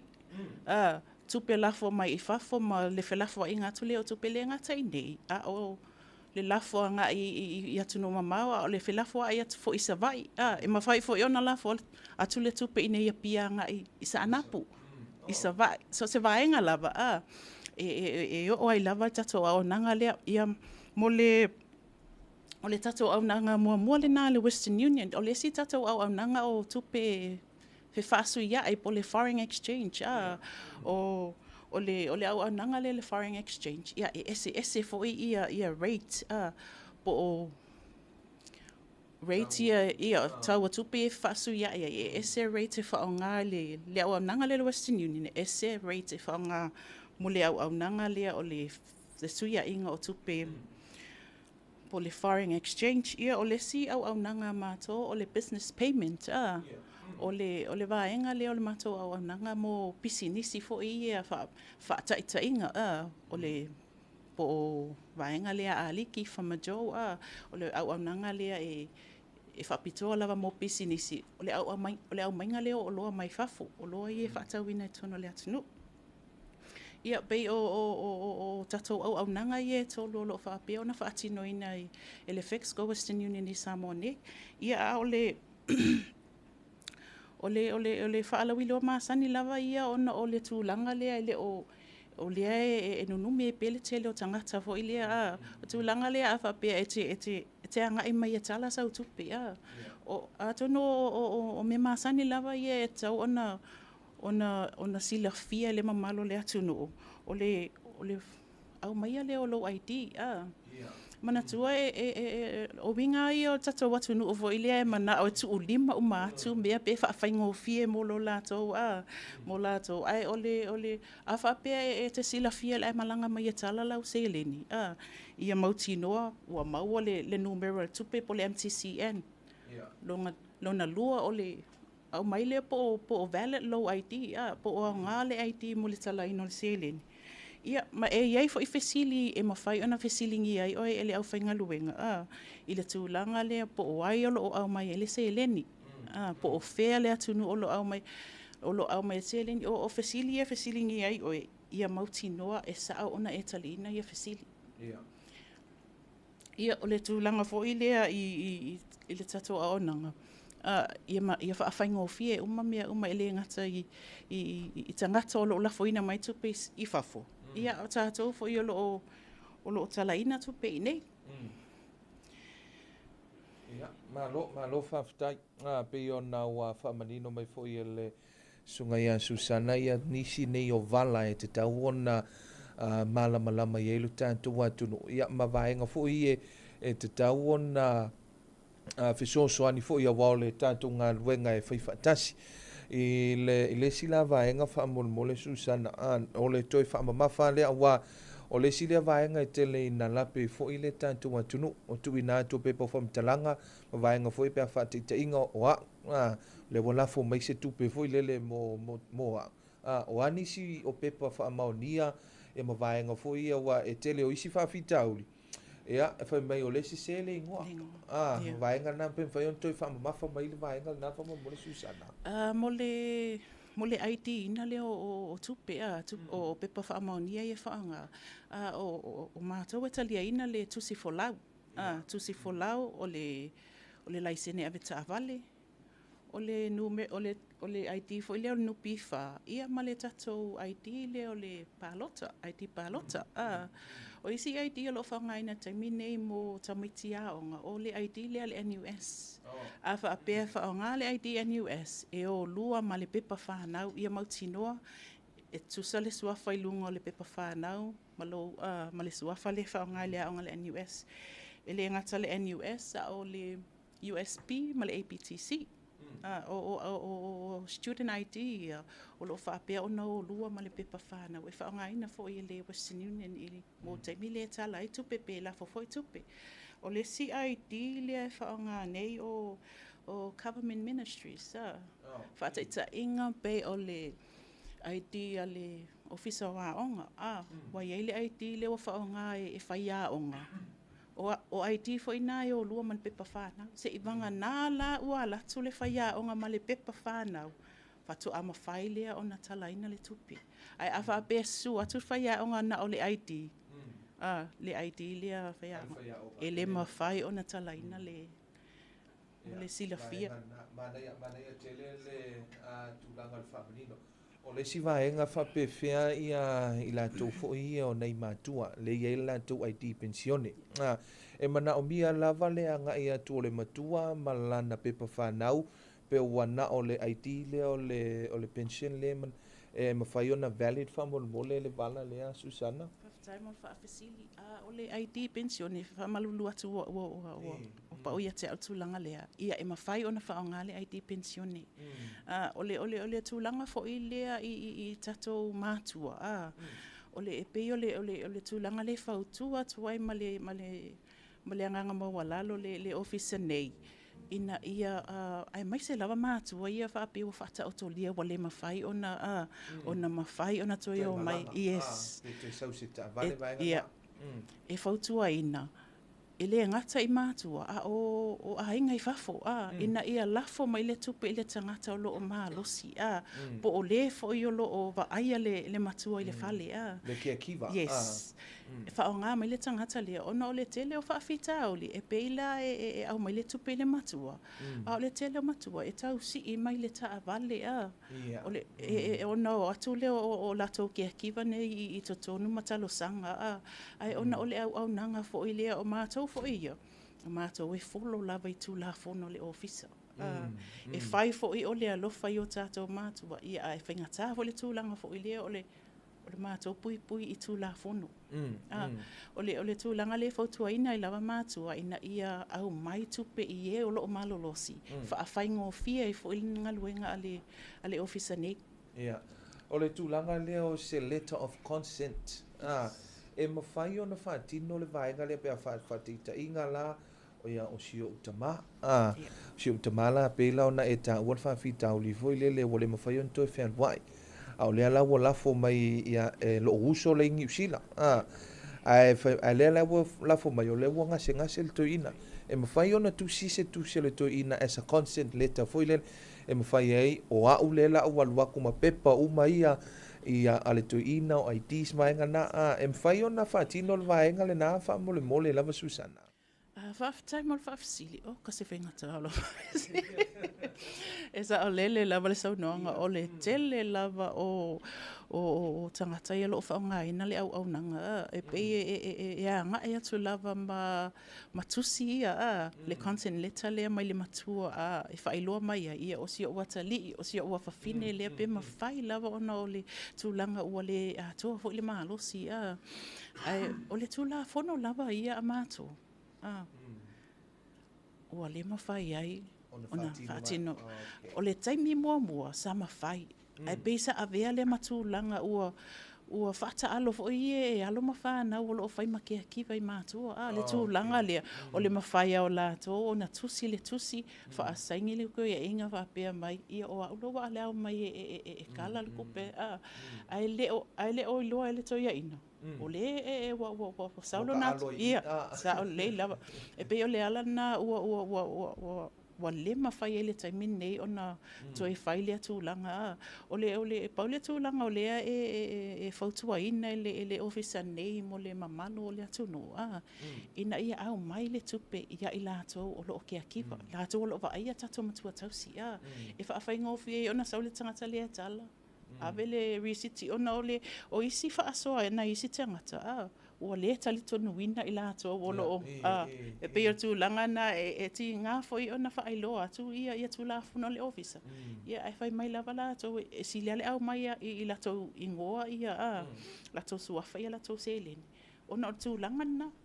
Malo whaftai tele lava Susana I le whamani nonga o le vala lea wa o peila ona wala ina fisiringi wa pena tutupu ia o lewa manino o lea ua whaatino ono tūlanga fo isa te tonu pena o nisi o whamamonga po nisi o vei sa mwhai e ona ia I vala ia wa e mori ia wa I ele sta mai titi e whapena Lelo sau noanga na tutupu ona iai lea o le fua lea ale tātou ofisa malo whaftai I tūlanga la ia whamole o tātou iai pei I tātou tupe ia lafo mai ma tātou tupe ia e a whuilingoa I le toe au binatu o ani pepa whamaonia whateita inga o ia o loo tamale I Savoi ia po New Zealand foi o lea laua whai meilto ina lafo mai se tupe o ani pepa whamaonia ta te anga ia tumau ia e mwhai ei o na lafo le tupe ia male au nanga foi lea pe ei se whima enga whapena e tongi whamole Susana Whaftai mo whafsili mo tupe whelafo ai lava ia I polonga I Savai so se vaenga lava o Samoa o le fi e tasi lava le fi mai lava i le sefulu tālanga i le sefulu afe le tupe e fia lafo tasi lava le fina o le tolu tālā I Samoa lava ia a o ID ma tulanga whaapea e mana au mia mo le talaina o Seleni. Se ivanga nā lava ua o le te leo le whaingo le tupe pe 5 afe. 5 afe ma le tāla, 5 afe ma le lua tāla. O le limit lea e mawhai ai ona au mai si pepa whaamaunia mo se ivanga nā la pea whaapea ia le wa esu mai malau 5 afe sfutāla e lafo mo savai. Awa pete su mai male au whaingo le tupelea. Ia ona whesilingia leo lau sunga. O fiesa au mai ele se eleni lea. Ona upuipuinga fo i lea i mea lava ia tau money laundering. O fiesa au mai e awha apea o se tupe na au mai lau account. I lau te unga tupe. Ia o ina e mana o mia ai. Le au mai o sau bank statement. Ai awha apea o se tupe wha apea wa e sau no mai nei ia o le sau ngā tupe le matau a hinga mul wha alawe lawe o lo wha atali mai siota mai sa wa ia e fesili ngia ia ina fo e te tali ia o le tupe lea na maua mai le sau ngā tupe le matau a hinga ia ele ai lasi ni pepa wha amaunia le tūlanga lea mo e okay lava tupe ia mo le lafoina pe a wha apea e manino lava lau fola sanga ile mea na au mai ele tupe ma tūlanga whapena. Ia e whesilingia fo i o le ala le whaamoe le tupe lea. O le whaamoe se leni lea mo le whaalawe velo o whaisawa. Ia o si o tama fo ila e whaatali mai pe e receiver. Ia pau le tūlanga mana au mia. O le sa o le suafolo tama i lunga o lona ID le la whaonga tala i le tupe. Ia ona whaatino loa lea o la foina se leni le sawa. Ia le lava se umi a whapea o le taimine ila e tutu si o tama i se la lai sa le longa. O le taimine na uma maua numera ia na le lafo numera i lo tama ia tala taimina le within a minute wa maua le tupe ma lo fa tai mana ia tele mamanino le tātou au nanga ia male vavi ia pe ona e tā ua ma e ala ia tulanga i tātou lesi fa sili fa mon mole o tātou foreign exchange pe ai ni fa mauninga fo i lele pe ai ni idea tau na tapa ia pe e whaatapula fo ni tau sanga fo i wa e pe i fo ni fesili wa fo i le mamalo le tunu wa ele ska me kiki fo lele ke ia mo walang kupe al waku ia vaenga fa pe na pe ni tau sanga fo i amata i ona fai ona ia vaenga ia pe i fo ni fa moninga po ni pepa fa monia wal fesu ia inga o tupe fa mole Susana ia fa tai mole o le tatou foreign exchange ole tau sanga whaatulanga ina mo le tamaititi wa o tangata matua lava ia ele ise limiti o tau sanga o le tamaitila iti o le sefulu baluanga ilunga e tusa lava le tau sanga whaatulanga ina mo le whaanga ina le Western Union matau sanga whaatulanga ina e te tala ina pe whaatau wina se foreign exchange se fulu walu tau sanga nga ilunga a whapela o se fulu fitu o tau sanga e le mawhai ona e mawalo lau se leni e aluatu whaaliliu e le mawhai e tau ona e tau lava ona ia se ilunga ton tau sanga whaatulanga ina e mawhai ona tala ina le se leni o tūlanga fo i pepa whaamaunia e tutusa lava pepa whaamaunia e whaongaina le Western Union ma pepa whaamaunia e whaongaina le foreign exchange ia malo manai pe ona whamanino nisi o vala manisi fo i o vaenga i le tātou au nanga o lea ua tele na moli mawina le tātou atunu e leo i se tātou la fo i le i saleufi e mwhai ona e whamanino le vala fo i lele po a whē te tala ai ia po tau lata mai se taimi ia po e mwhai fo i ona a whape i nisi vaenga e tele ina whesilingia fo i ia o wheselo se nofuanga fo i lele o le tapu vai tasi ai e se mai a tātou la mole lava Susana Kaftai mole sila fia le malu o paanga ma sania le Western Union le whaongaina tatou la autu le sa leufi ia mo te minei o lo whaanga solo pelinga luinga mo sa leufi ia a tonu o se taimi o le onga to tonu le nei tausanga a tonu e toi whailoa atu ai o le te minei o lo o tilo i se taimi le onga tonu tausanga ia ona whaapea leo ona toi Fo i mai I tai le au nanga le Western Union. Ala taimi nei, o loo iei matau la, o le taimi nei o loo iei le matau la I le Nia Mall. Le whafsanga I tonu lava ma le maketi funga lei. O le ingoa la le o le SFX. O ina o loo whaonga ina o mai au nanga I le Western Union ma le foreign exchange. O le la fo I lea e le se tapu la fo I lea e nei pea ne tangata. I o la lea e lua afe luanga I lunga le mawhai ona le mawhai ona tala ona I eisi la mātou peila o sub agent e tupu ele tu langa lea ona o le fika lea ngai lea whaingo tupea ai o la ia patino I le Fexco o la ia po le amount se fulu afe ngai le tolu fast food e maua o malau tupe le taimi lea. Le ai tatou la le SFX o le si la le I le matou la tono le tate building ma le si la le I le DPS I la lo le floor ground floor ia ma tatou la le I le moto o tu a fasanga I ma le falmai ia ai lo o iei foi ma au nanga ia sub agent pe o le besti le sa valalo la lava ia lo o tono le taulanga yes ma le tatou falemeli ia pia ia o lo iei foi le si la le Western Union ina o le whafsilifa mole o ataimi o le te tala ma le tapuni o tātou o nanga nei whamon mole mo la lava ia le Fexco Western Union e tatala tatou la le afo le valu e tapuni le afo le wha o tatou la le I mo to tu e tapuni le 5 mai lava I le asonga fua na o le aso lua lava e loka o mamatou la I le afo le wha o na o pio le aso le o vontanga le ofisa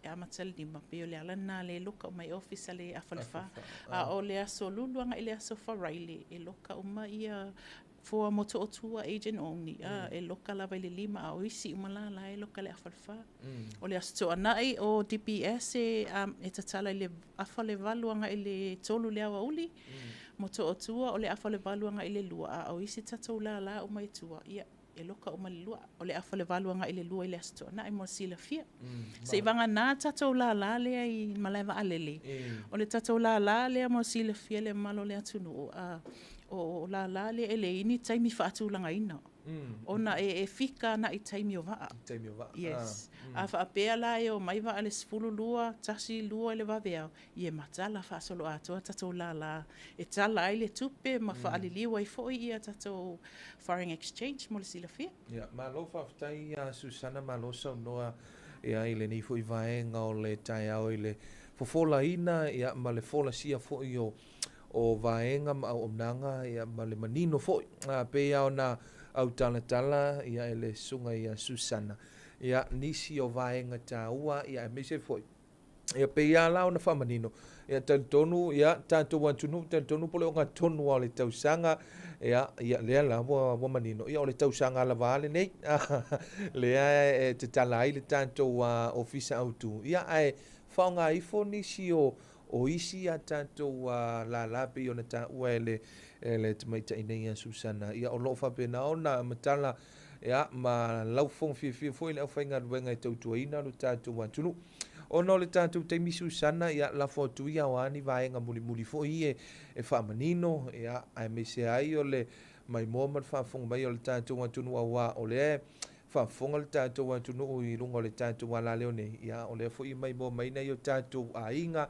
o tatu paanga mai tunu mamau ia te volante le tatu por kalame fa mole vaenga muli Susana o si whaeloa muli lea mo le tatou au nanga leo le pensione mo le sila fia fo ia lo o whaonga fo I tatou la e tala ina il pensione le ngata ia pia neia o nu itua mo le sila fia le malo o nai tinama ta mama tutua a whaapea o wa e sila fia ua le mawhai lava ona e toi o mai tala lau pensione ona o le whamanatu masani a lea mātou I paanga masani o le anga lea o le trustee e wha ingole tangata lea la mana o ia le matua e tala ina le pensione o le trustee le tangata lea e mawhai ona o atu le trustee malo ma le matua. I lunga le ofisa nupi fa, ona whaailoa le iai ina ia sau le lisi ma le nupi fa. Ua sau ai le suafa o le trustee lea. So instead o le sau o le matua e toi talalan pensione, o aloa iai, o le sau le lisi o le tangata ia ele ise si alofanga, ua tawa ona pay out le tupe i le trustee. Ai o le silafia, e tatau ona sau le trustee ma au mai le ID o le pensione le no matua por toi ina. Ina ia whaafaingo fie ai. O le... O lawe whaua e sau noa e ta ua le mara le wha mo Susana ai wha pewhia e mnau mia foi la le ID se pes pa wha maunia le trustee? Ia, o le ID o le trustee, ID pensione o lo matua por toi ina. Ia, o le o lisi ia, e ang mai sa o lawa le nupi wha nga i le Western Union. O mātou la ia o le la awhia ngai ma le ilo ina ma tanga i fo i le au whainga luenga. Ina ia sa au ma wha ama uni ia tūlanga ia pe o le trustee lea. Ele ma whai ona sau le stangata, ele o iailong na suafa i le lisi lea. Mo le sila fia e tina mata mā mātutua e tau lava ona sau lava le tangata lo o ielo na suafa i lunga le lisi lea. Ia o tūlanga foi ona e o to tele stangata yo mai wha ape ma whai ona tuula tō. Ingo as a trustee i lunga le lisi o le vaenga le whianga i tonu lava manupi wha.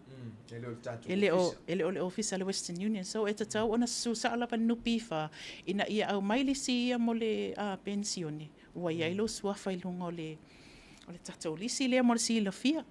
Ia ai ona o le manumanu e tatou taimi. Ia e avea le nei tū lai e mamoli atu ai le whaaftai lava ma le whamalo al pūlenga fo ia le tō ofisa ona o le avanoa le au maua nei e whaailoa atu ai fo ima nisi o vaenga e tau ona sila fia ma mai loe le malo le atunu. Ia mai le pūlenga ma le management na le Fexco Samoa. Ia e moli atu ai le whaaftai. I lau sunga fo ilo atu mai le foile nei tai au. Ia ua mana ia fo isi nei tai au le. E fo ile usu mai i lunga ole e tala noa i lunga le ele nei. So ia ai o se whaelo muli lava a whape iai lava se si e fia sila fia ni si tūlanga i le au nanga. Wala au atu lua lima ono lua tolu. O le numeran na le ofisa au tu e sosoani atu ai fo i le malu o le ofisa o lo whaapea o nanga lua le head office. E taliina ni si o whaapesili. Ia ai mor taimin nei ia whaaftai lava molo ua wanoa. Ia, malo whaaftai o le tamaitai Susana Ale Filippo, ia, mai le sui o le sui leo le tātou whale o loa, le tātou omnanga o le Fexco Western Union, ia, le tātou whale tupe numero tasi, ia, o lo tautua ina, o le tātou atunu iso se vaenga, o a tātou tupe whelafuai, ia, ai mese foi, o le tātou foreign exchange, ia, o leo foi ua ta ua e le tamaitai a Susana, o leo foi ua iei le fiso soani mo nei o tātou tinam tamama titua, ia i tūlanga o tātou pensione. Ia, tau ina manuia foi, ia, lau sunga Susana, e meso le tātou o whainga luenga o le Fexco, wha manuia le tua, ia, mo foi sesi lau fau, tali tonu pola vai asu fau foi, tātou toi whailoai. Ia, wha manino nisi o vala, manisi foi o vaenga o wale, mai moa mara whafonga mai o le tātou atunu. Ia, o le tawalunga foi le nao le tātou por kalami o le Talofa Samoa, manuia tele, whaiva matiuti o le awhenga iei, masi o tātou atunu. Ia, ai te utolua ina pe i whanwhiwhianga musika sui whewhiloi tale iwa tātou tala me le liti o whawa malo New Zealand.